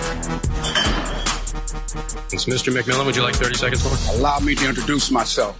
The rent's too damn high. Of course, Elizabeth Warren this week went after Biden. Oh my goodness! Yeah, wasn't that amazing? It was actually. Did you roasted him pretty well? Did you call me a liar on national television? Did you all on camera? It's like, whoa! It's all staged. No, it wasn't. It's like it was like on. It was on a stage. It was on a stage. Wrestling is real, by the way. Jeez, your face is real. Yeah. I was going to say something, but it's very on the cruise. We watched this movie, or Alyssa watched this movie while we were taking a nap one day, and it was so weird. It was a wrestling movie about this family, because like you have 3 movie channels on your TV on the ship, and you know they rotate through all the movies, like 10 movies throughout the entire. So you may catch the end of a movie, but then you'll catch the beginning of it like 2 days later. So it's all good. So you end up watching the whole movie, just not in order. Wow. And that's super inspirational. Where are we going with that? Don't we have a birthday to celebrate too? We do. We do. But hold on. So this is a wrestling movie, and it talked about how this girl from the UK entered in, or like was training and entered into the WWE or something, and like true story. Like it was a documentary type film. It was very bizarre. Anyways, so yes, that was it. Yeah, that's it. Sorry. It was weird, man. Anyways, terrible. Anyways, Alyssa made the comment afterwards. She's like, "I get it now." Like what? Pretend wrestling or real wrestling? Not pretend. Her comment after it was all over was, "I get it. It makes sense to me now." I was like, "Huh, that's weird." I'm not gonna lie. I watched a 30 for 30 with Oh, crud. What's his name? The Woo! Oh, yeah. Woo! Macho Man Randy Savage. No. What? No. Randy Savage. No. Not Randy Savage. No. Good grief. Who's the woo guy? Not Nature Randy Boy. Savage. Yes. Ric Flair. Ric Flair. I can't remember what his name was. I know these guys. Woo! Which, by the way, I watched that. That is very depressing, by the way. I'm not going to lie. That man literally, ruined his life and became a different person by just thinking he was a different person. Like, no, I'm serious. You're like, right. He apparently was like a very nice, calm, like shy kind of person in high school and stuff, got married, and then like completely transformed into being like this crazy person. That is that's not funny. He got married. That's what happens, Ozzy. That's what happens. Gentlemen, we woo! We have gone very far from where we're going. Where are we going It is with the this? time in the show for trivia, and since it's Tombstone's What? Trivia? first week back, Yes. That's crazy. How does it work, Aaron? well, that was way too enthusiastic. Much more enthusiastic than I am, and that's not cool. Okay, so we have broken out the Trivial Pursuit Genus 2 edition. Yeah, not genius. Not genius. Genus. It is the 1984 edition because that's what Alyssa found in the stack of random games we have laying around the house. And so all questions should be thought about as if it happened before you were born. Because, well, it did. Because Unless it was the Berlin Wall. Unless it was the Berlin Wall. And then it happened very long after. So... since we played 2 weeks ago, we've ironed out the rules, I guess. Have we? We know how to play them better. You each will get the chance to pick a category, and then you will end up with the opportunity to pick 1 to 3 points. Ooh! If you get it right, yay, you get the points. Otherwise, it gets passed on to the next person, and the next person can guess, and then they get their own turn for more points. This sounds crazy. When do we get to play? Right now. Okay, What? Tombstone, you are first because you're first, and you are a cacophony of useless knowledge, much like the other two of us. Like, we would like to refer to it as being Luddite. I'm ready. Cacophony of knowledge is a good thing, Ozzy. Cacophony is not really the right word, but I think the word you're looking for is plethora. Catacomb? Cataclysm. Okay, so Tombstone, you have the opportunity to pick from 6 different categories. I had to count them real quick. Geography, entertainment, history, arts and leisure, science and nature. We ironed this out real good. Science and nature, or sports and leisure. I'm going to make this easy. We'll do geography. It's not easy. Okay, geography. And how many points? 1, 2, or 3? We'll go for 3. 3 points for geography. Why not? What state's home to Mount Washington considered to suffer with the world's worst weather? New Hampshire. That is correct. 3 points for Tombstone. Dang it. Well done, Tombstone. Thank you. Wow. I'm going to go with entertainment for 3. Entertainment for 3. Why do viewers occasionally spend a few minutes with who? Oh, excuse me, who? What? Excuse me, who? Who do viewers occasionally spend a few minutes with on 60 Minutes? Isn't that Cronkite? No. Walter Cronkite? I don't know. I really don't. Tombstone, I haven't watched would you 60 like to Minutes steal? probably since the 90s. Well, remember this was in the 80s, so if I don't steal, then what happens? oh, nothing. You Nothing. This is free for you. Andy Rooney. That is correct. What? Holy cow, Tombstone! Don't ask me how I know that. I don't know how I know that. What just happened? I have no idea. All right, it's Tombstone's turn. Give him something he can't figure out. Tombstone, what category would you Dang it. like? History. This is not going to be fun anymore. History. How many points, Tombstone? 3. 3 points. You're not going to get this one. You're going to lose 3 points. I'm sorry. That's okay. What Norwegian registered vessel, once the France, claims to be the world's largest cruise ship? Now remember, this is 1984. Why is this from 1984? Because it's the 1984 edition. It's That's the 1984 edition. Oh my gosh. That's the fun of this, Tombstone. I had no idea. I feel like I said this 4 times. I said this 4 times. I missed it. I feel really dumb. Read me the question one more time. What Norwegian registered vessel, once the France, so it was renamed, claims to be the world's largest cruise ship? I actually have read this. I don't remember what the answer is, so I'll have to pass it to Ben. The Queen Elizabeth. Incorrect. It's a I have no idea. Other than being a Norwegian vessel. I'm right. I have no idea. So the ship's name is the Norway. Oh. When in doubt, just guess the name of the country, Ben. Apparently. Now we know. It's true. So, Ben, right. it is... let's go with art. You realize this information is now 40 years old. Yes, it is. That's the glory of it. Meta freaking level here. And just think, you got 2 of the questions right off the bat. What does that say? What does that say? I'm the eternal boomer. Yes. You have ousted Jeff from his pedestal. Let's go with art and literature. Art and literature for 3. For 3. Ooh, for 3. Wow. It's not like I'm going to catch up. What were lines of ancient Greek and Latin poetry measured in? What were lines of ancient Greek and Latin poetry measured in?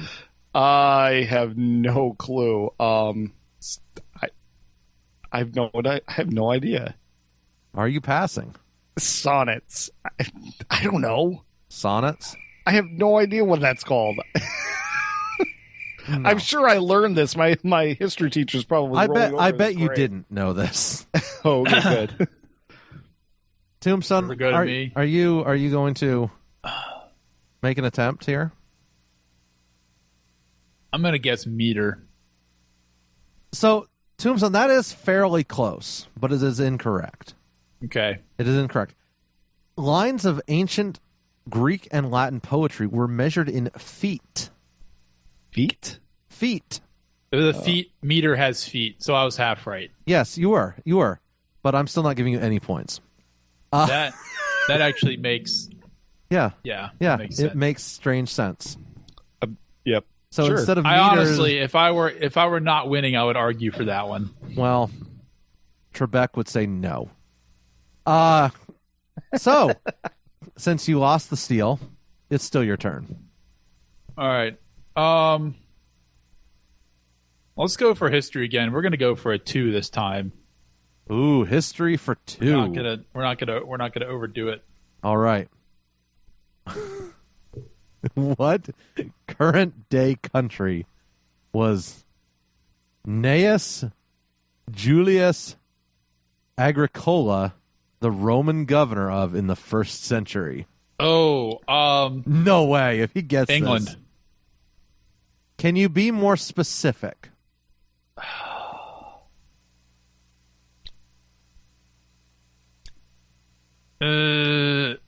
That's England is really specific. It's fairly specific, but Britain? Yes, yeah. Do we give it to him, Ozzy? I mean, so England contains. Yes, it does. Britain. It does, but Britain is the. And to be fair, when I said Britain, when I said England, I meant England, not Scotland or Ireland. So I was talking about England proper, which is where the Roman colony was. Britain. I understand that. Which is, I gave the modern country name. Britain is actually not the name of the country. England is the name of the country. Yes, that is correct. Anyways, I think I definitely deserve that. We'll give it to you. We'll give it to you. It was only 2 points. Here we go. Let's go with sports and leisure. Sports and leisure. For 3. All right, you may get this. I probably won't. Yeah, probably not. Although he might. This is obscure enough. What soccer player made more than $43,000 a game in 1975? Cristiano Ronaldo. I'm going to go with no on that. I don't know any soccer players from like I mean I've watched documentaries, but like I have no names of knowledge of that. I thought maybe soccer. I mean, soccer's such a small sport that you'd, right. Yeah. No one really plays it. So, and I know that you're such a fan. I mean, dude, the thing is, like, I've watched documentaries, so I'm sure I've heard the name. I just don't I can't just regurgitate those names. I can't imagine anything more boring than a soccer documentary. I can imagine something. I mean, soccer game, but do I have to guess? Yeah. Well, it's your. My only guess is Pele. I have no idea if that's in the ballpark or not. That is correct. What the freak, man? I hate you. What in the world? This isn't fun anymore. You need to tell Ben to step up his game. Oh my goodness. Tombstone, what would you like for your next question? We'll do geography again. Geography, ooh. Now remember, this is 1984 edition. Right. What's the only state with a population density lower than 1 per square mile? Wait, what number are we doing?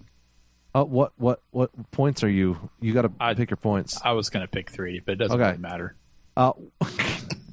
He's like, I'm winning. It doesn't matter. I hate you.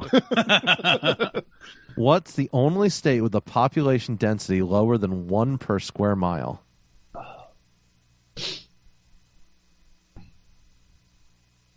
Alaska. That is correct. Yeah. My goodness, Tombstone. What in the world? I almost said Montana, and then I thought about it. I was like, yeah, no, that's a good call. Ozzy, what category would you like? Let's go with entertainment for 3 more points. Dude, just give it to Tombstone. All right. What is entertainment is my weak point. So he's not going to get this one. Tombstone's not going to get this one. That's for sure. Well, what is the name of Richie's basketball playing brother in Happy Days? Oh my gosh. I have no idea. I honestly have never watched Happy Days. 1, 2, 3, 4, I'm gonna say Joe. It's close, but no. John. No, it's Chuck. Chuck. It's not even remotely close. What are you talking about? I mean, it was a male's name. You got that right. Wow. Thanks. You're welcome. Tombstone. It is now. Yes. It is now your turn. Let's try science and nature for 3. Science and nature for 3 points. Go outside my comfort zone. Do cobras have ears? No. They have pits. That is correct. I actually knew that. Yeah. Dang it. I actually knew that one. Ozzy. All right, let's do science and nature. So that way it can kick my butt here for 3 points. Science and nature. What spider come on. makes a superb pet, even being said to recognize its master? Tarantula. That is correct. Oh, yes, I got 3 points. Well done.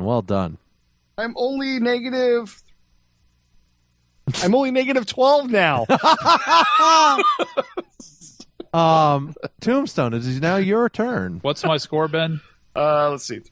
Oh, great. 12, 15, 17. I feel kind of bad, but it's kind of funny. It is. All right, go ahead. What category would you like, Tombstone? Let's do let's try entertainment for 1. Okay. Ooh.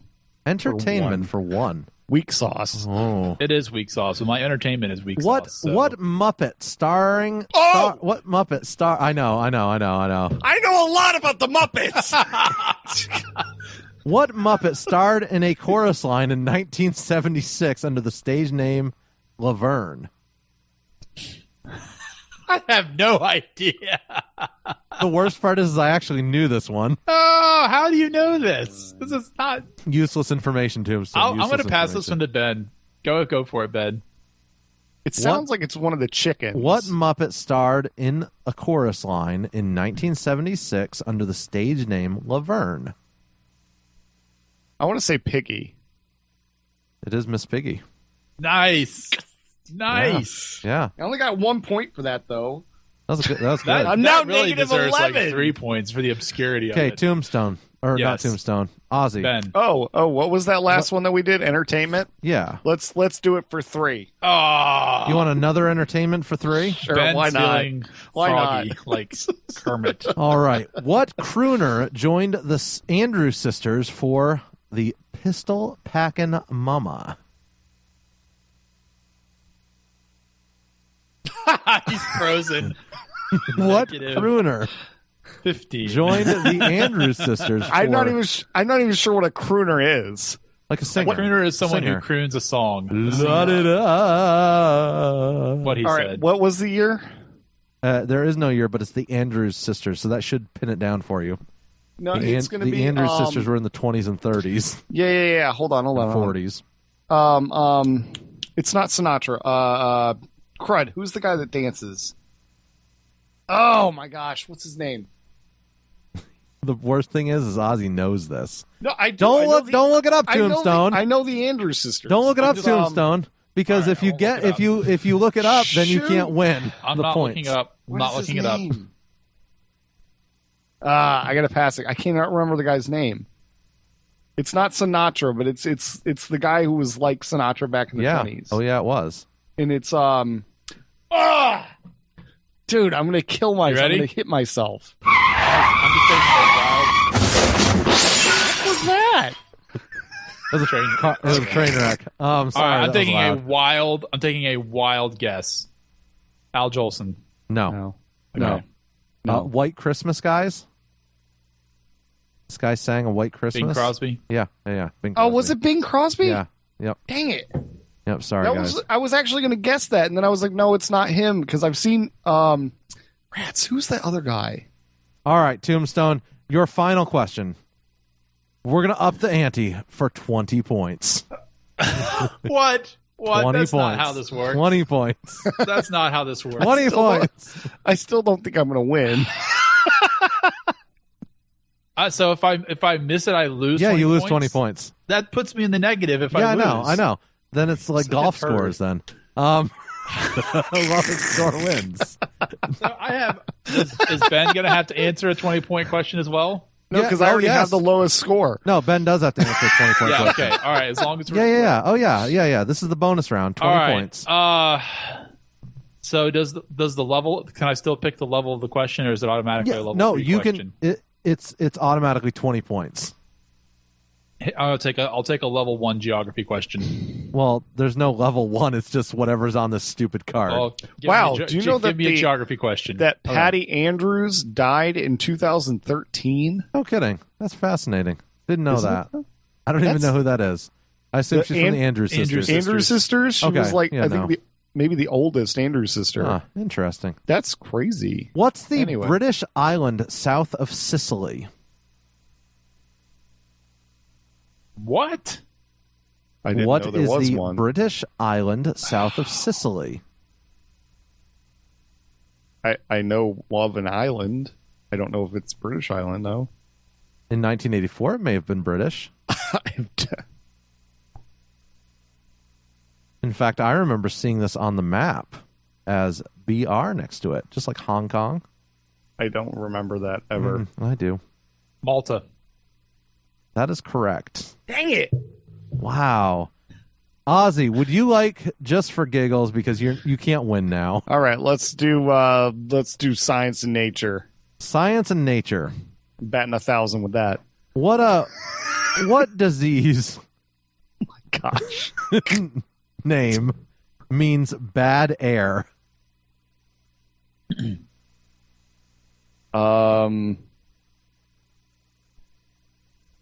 Use your Latin words, Ben. Right, that I didn't learn. I mean, this is I solid. actually do know. Yeah, this Tombstone does know it. I can tell. I don't. I don't saw know his this. eyes light up, and he was like, "Oh man, I know this question." This is easier than my question. It really is. I don't know. No idea. No idea at all. idea. No idea at all. I feel bad. You should. What is it, Tombstone? Malaria. That is correct. Malaria. Malaria. Mal is bad. Area is air. Thanks. Shocking. Now you know. Now, yeah, it's. I can't wait to play this against Aaron. Well, that's a good point. We should try to set that up sometime. I'm sure Ozzy has a Trivial Pursuit sitting around somewhere. Tombstone has 58 points. Oh my goodness. That's ridiculous. Did we get that right? Your plan to save Ozzy backfired as badly as Vermont's cell phone ban is going to backfire. So, do you guys remember seeing on TV Beat the Genius and I have or whatever? negative 34 or 38, something like that. There was a show that was like Beat the Genius or something. I don't remember. And it was this guy who sat there and answered trivia questions against like the entire audience. Oh. Huh. And we may have to do that with Tombstone. As he slowly sips his water in a pretentious fashion. I hate you so much. That was incredible, Tombstone. I gotta say, Yeah, I can answer Jeopardy questions, but I can't hold down a job for more than 6 months. So, and with that, we'll be right back. I think you've missed your calling, Tombstone. Clearly.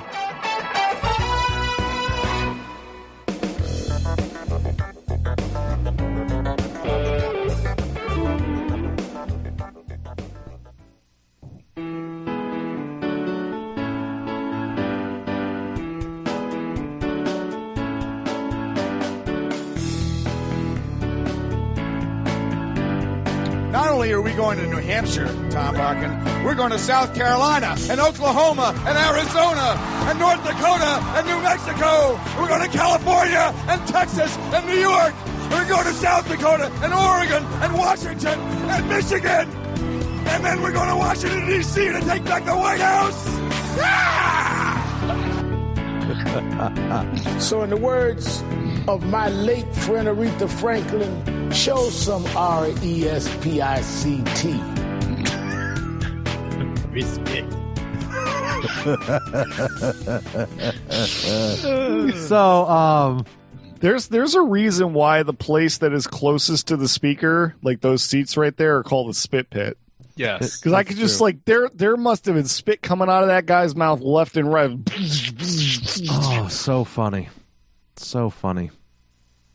Guys, I had the wonderful privilege of going to LA 2 weeks ago, and by privilege I mean it wasn't exactly great. But so we flew into LA and we picked up a rental car, 4 of us, with luggage, fit into a Ford Mustang. Was it a Mustang? I thought it was a Camaro. No, they suggested against the Camaro because it's smaller, I guess. Really? Yeah. They say it's lower to the ground, and so your seats are squished more together. And so they gave us the Mustang instead of the Camaro. Okay. When the guy saw 4 of us with bags for a week of travel, how did you fit everything inside? Well, seriously, we fit 2. This was a convertible, right? Yeah. We fit 2 suitcases in the trunk with backpacks on top of that, and then 3 carry-ons, I think, on top of people. And yeah, it was a doozy. That's cool. LA was interesting. We dropped our bags off at our Airbnb and then drove through LA. Couple takeaways from LA was the homeless situation is incredible.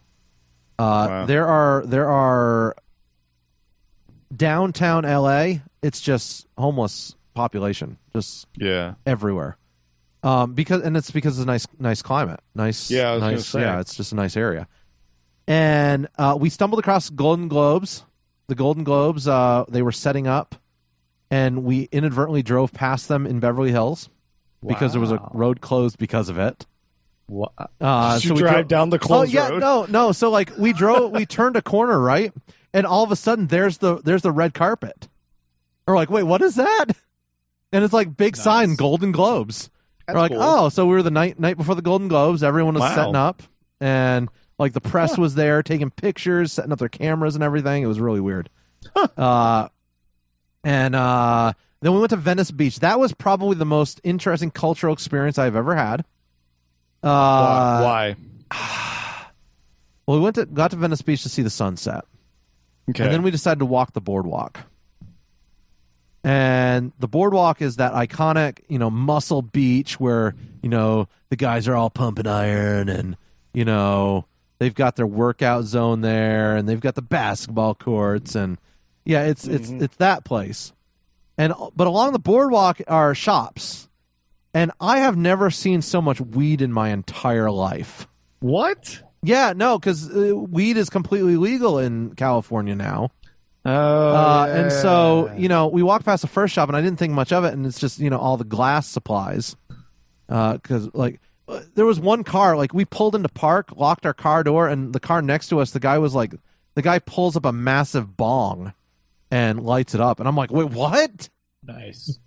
And I'm like, okay, then. Go California. And then, so we're walking down the boardwalk and, shops full of glass. And then, shops full of just jars of weed. Wow. And I'm like, wow, this is really interesting. It's a lucrative business. California is a very bizarre place, very different. The weird thing is I felt more at home in Mexico than I did in LA. Really? Yeah. Why is that, you figure?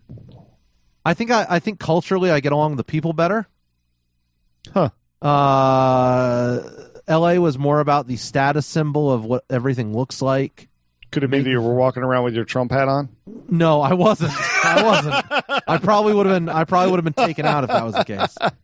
I don't know. The people in Mexico were just much more laid back. The Mexicans will probably give you less crap about the Trump hat than the LAans. It's true. Yeah, it's actually very true. The Mexicans think of it more as a joke. The ones that we talk to. It's more of a humor point. I mean, I texted you guys the shirt from Cabo, right? Yeah. You're on the fun side of the wall, Cabo San Lucas, and it's just funny. They consider it funny, and they have nothing against us. They have no ill will towards us right now, and they don't care. Yeah, because most of them are living lives and they're fine with it. Most of them are living here. Most of them are. Well, no. Actually, I think about half of Mexicans are living in the United States. But point being, the ones who are living there aren't sure why the ones who are living here keep coming here, other than for opportunity. But that's beside the point. But no, fascinating. But LA was just a totally different culture. And Ozzy, you sent this article this week that just goes to prove that. It's bizarre. Yeah, it is. Yeah, it is. Sum up that article for us that you found. So, basically, I found this today. It was published, on December 16th by the Washington Examiner, which is, you can take here and there. But apparently Planned Parenthood has announced it will be opening 50 clinics in Los Angeles high schools. Which is pretty amazing. Are they offering all services in those high schools? They are not offering all services, so you cannot get an abortion, but you can get the morning after pill and contraceptives and things like that. And apparently, some of the things that's not that that's disturbing enough, but the other disturbing thing is that you don't have to have your parents' permission, or even tell your parents that you have done any of this. So this is terrifying, because they're literally taking all of the parenting away from parents. So not that Planned Parenthood is bad enough, but so you're going to have teenage, I'm assuming mostly girls, that are going to be going to these things that, don't have to have any parental involvement at all with any of the decisions that are being made, because that's between you and the healthcare provider, thanks to California law.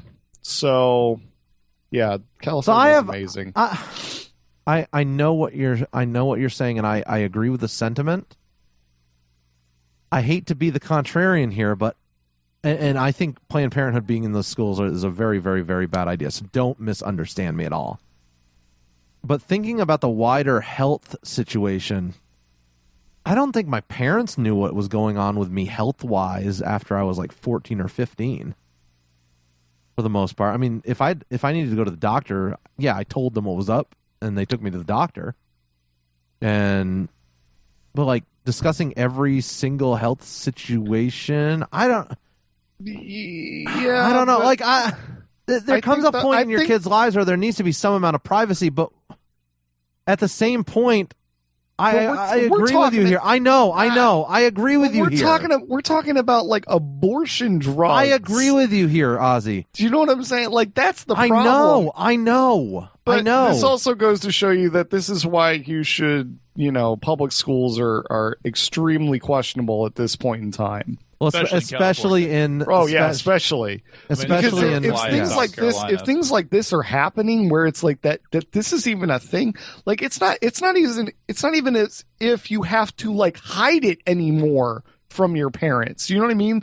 Because all you have to do is just go into school. Yeah, no, and that. Do you know what I mean? It's not like you have to find a ride to go to a clinic or to get a doc. You know what I mean? Right. Like you can do that. Like, it's not like you have to, quote unquote, have your parents, I guess, now because of, like you could probably go to the doctor by yourself and things, but like they're making it extremely convenient. So and the fact that it's Planned Parenthood. State of Nebraska, and the reason I bring all this up, Ozzy, is because state of Nebraska, you do not have right to your own medical care until you are 19.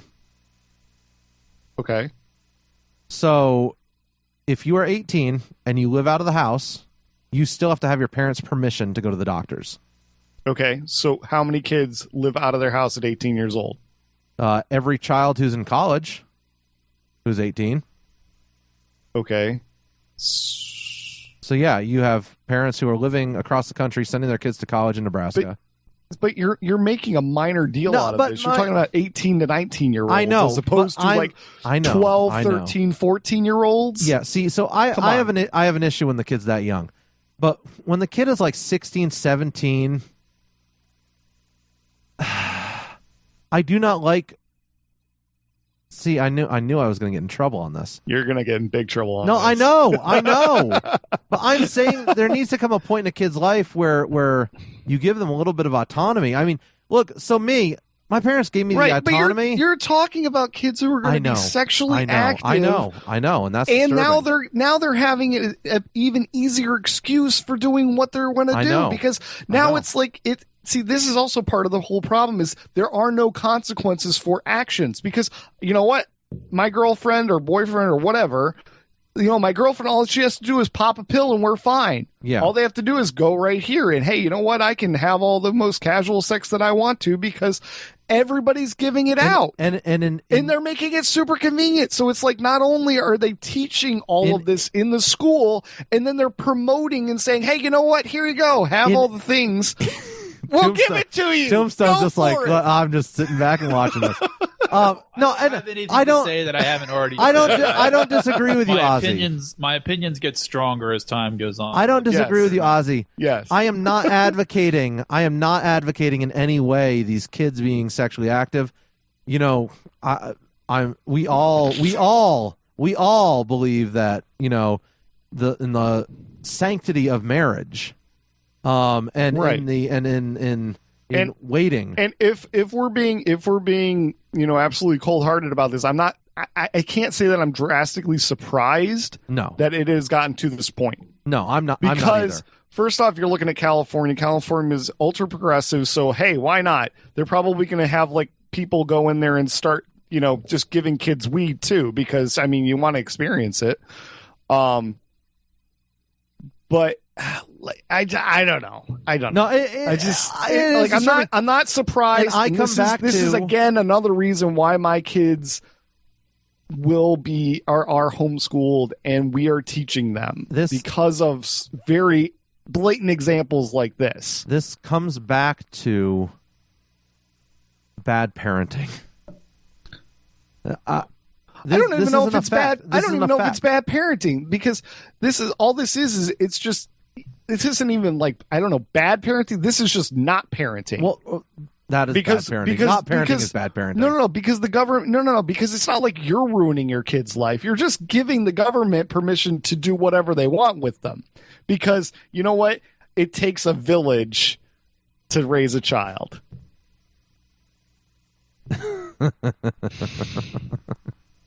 Well, nice pulling that one in there. That's good. It was good. My hat's off to you. That's good. Man, Ozzy. As I said, look, I don't like the idea that they're in the school. I think it's a very, very, very, very bad idea. I also lean towards some privacy, so that gets me too.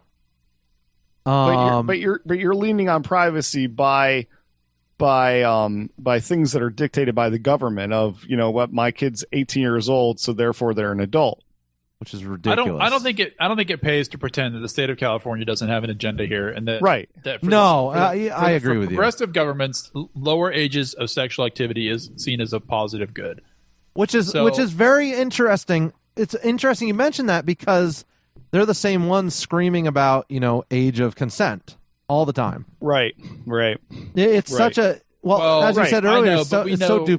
We know they're schizophrenic, but that's just part of its terrain at this point. Duplicitous? Is that the word?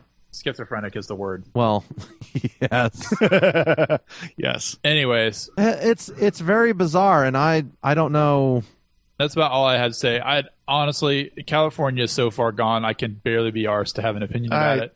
Yeah. So, but poor California. If it comes here, like Drag Queen Story Hour did, then it'll be somewhat more problematic. Yeah. Yeah. So, and that's, and I don't want to turn it into a bash fest on public schools, because we've got some great teachers. Tombstone's wife, for instance, was a teacher in the public schools, and that's why my kids will never go to public school. But she didn't have ill intent when she was in there, I guess is my point. No. Right, and I don't think it's so much the teachers as much as it is the government, administration, and the government coming in and pushing their agenda, and the teachers having to be forced to follow this agenda. You know what I mean? I would agree with you. So, I don't specifically have any qualm against teachers. I'm sure there's bad teachers, but I'm sure the majority of them are great teachers that want to see the kids succeed. Yeah. But this isn't something they should have to deal with. No. Well, it shouldn't be happening in a public. It shouldn't be happening in a school. Right.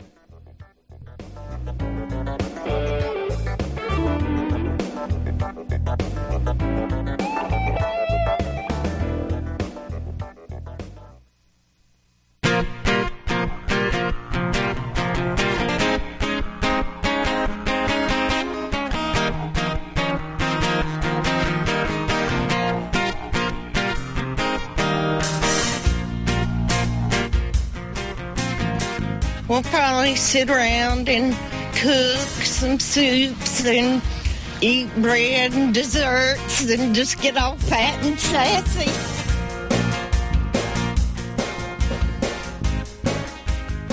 We eat ribs and whatnot and listen to salsa music. You see where I'm coming from? Free ponies for all Americans, one of the overlooked issues in America today. Again, happy birthday to Matthew Berry, who sent me this article. So I'm driving through I'm about 2 hours from driving through the town of Harlan, Iowa, the other day, when Matthew Berry sends me this article. He did not know where I was, I hope, which would be weird if he did. Otherwise, he's tapping my phone. And he sends me this article in which I read a headline that I couldn't quite understand. Man asks judge for trial by combat with his ex-wife and lawyer. And I'm like, wait, what? David Ostrom, 40 years old, of Paloa, Kansas. January 3rd court filing. He said that Bridget, his former wife, of Harlan, and her attorney Matthew Hudson had destroyed him legally. And they've been embroiled over disputes over custody and visitation issues and tax payments. And so the judge had the power to let parties resolve our disputes over the field of battle legally, David said. This guy needs to stop LARPing. He added to his filing that trial by combat has never been explicitly banned or restricted as a right in these United States. He asked the judge for 12 weeks' time so he could secure Japanese samurai swords. And he needs 12 weeks and he filed a motion in court, in the Shelby County Court. I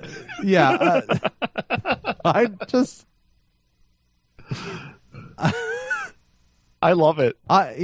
His quote is he's totally trolling. You know what? He goes, I think I've met Mr. Hudson's absurdity with my own absurdity. Adding that his former wife could choose Hudson to ask Hudson, that's the lawyer, to act as her champion. You know, I have to say that I am not this guy's an idiot, but it's very funny. But I am not wholly against, the whole hey, you know what? Let's have a duel, and the best man, whoever can shoot the best, wins, because that would take care of a lot of problems and disputes way before they got to the point of this. So I mean, I'm just saying there's some nobility in there, and if you're too chicken to shoot at another person or get shot at because of what your issue is, then it may not be as big a deal as you think. So the lawyer Hudson says that it could result in death. Such ramifications likely outweigh those of property tax and custody issues. The judge has yet to reject the request, though, for trial by combat. In fact, he said in his own filing Monday he will not be issuing a decision anytime soon. Oh, my God. Citing irregularities. Yes, he is. This was only 4 days ago. Yes. Right. We will continue following this story. Oh, this is good. I like it. I am down. I am glued to this story. I hope they sell tickets. I will be there. If this goes down, I will be there. For the Front Porch Show, of course. Obviously. Gentlemen, I ran across a fantastic interview with Hammond from the Grand Tour. Yes. Okay. And he was doing an interview with the sausage makers at VW. Nice. That sounds like the worst. And that's exactly what he said. VW has their own sausage plant. This is so random. Yes, it is. Why is this a thing? So I guess they were buying in sausages to feed the employees, feed the thousands of employees. Okay. And they were like, oh, it's cheaper to just make our own sausage. All right. And so they started making sausage. I mean, why not? I hope their sausage is better than the emissions control in their cars. It's not. It's still the worst. Ben, you are fired. So you could say that I'm the worst. In the interview, it was fascinating because they said that not only do they supply, so they made 2.8 million sausages last year. Holy smoke! Yeah. These things look like about 1 pound each, my guess, maybe 2 pounds. Sausage. Yeah. So they're making substantial sausages, and they're shipping them to I think it was five countries in Europe. Yeah, apparently you can't get them in the U.S. No, you can't. Sad day. But that is the worst. But Hammond says they were very delicious. That sounds good. Have you watched the new James May episodes? I did. I watched the first two last night. The Japan ones. Our Man in Japan with James May. I need to go watch it. You need to watch that today. Good. Your garage can wait. Wait till you get to the third or fourth episode. It gets super awkward. I'm not. What episode? It's like the third or fourth episode. I can't even say what it is because it's so bad. Oh, is that the one where Yes. Where they have the Man Bit Festival. Yes. So bad. So you may not want to watch that with family. You just need to get Jeff to watch it. It is not family friendly. Jeff won't watch it. I'm not going to rail on Jeff. It'd be amazing right now. if you did, though. I'm not going to rail on Jeff. Guys, thank you for listening to the. Oh, I guess this isn't the first show of the Front Porch Show this year. The ramblings. The ramblings of the Front Porch Show. Check us out on iTunes, Spotify, Twitter, Facebook, www.thefrontporchshow.com. 1402-799-1811 is our message line number. You can reach us anytime, 24/7. Leave your ramblings, leave your rants, leave your comments, and we'll probably play them unless they're too mean, and then we won't play them because we're like, California. Have we ever played a comment? Yeah, somebody once call we in. did. Oh, you're going to get comments on your Star Wars thing, I can tell you that.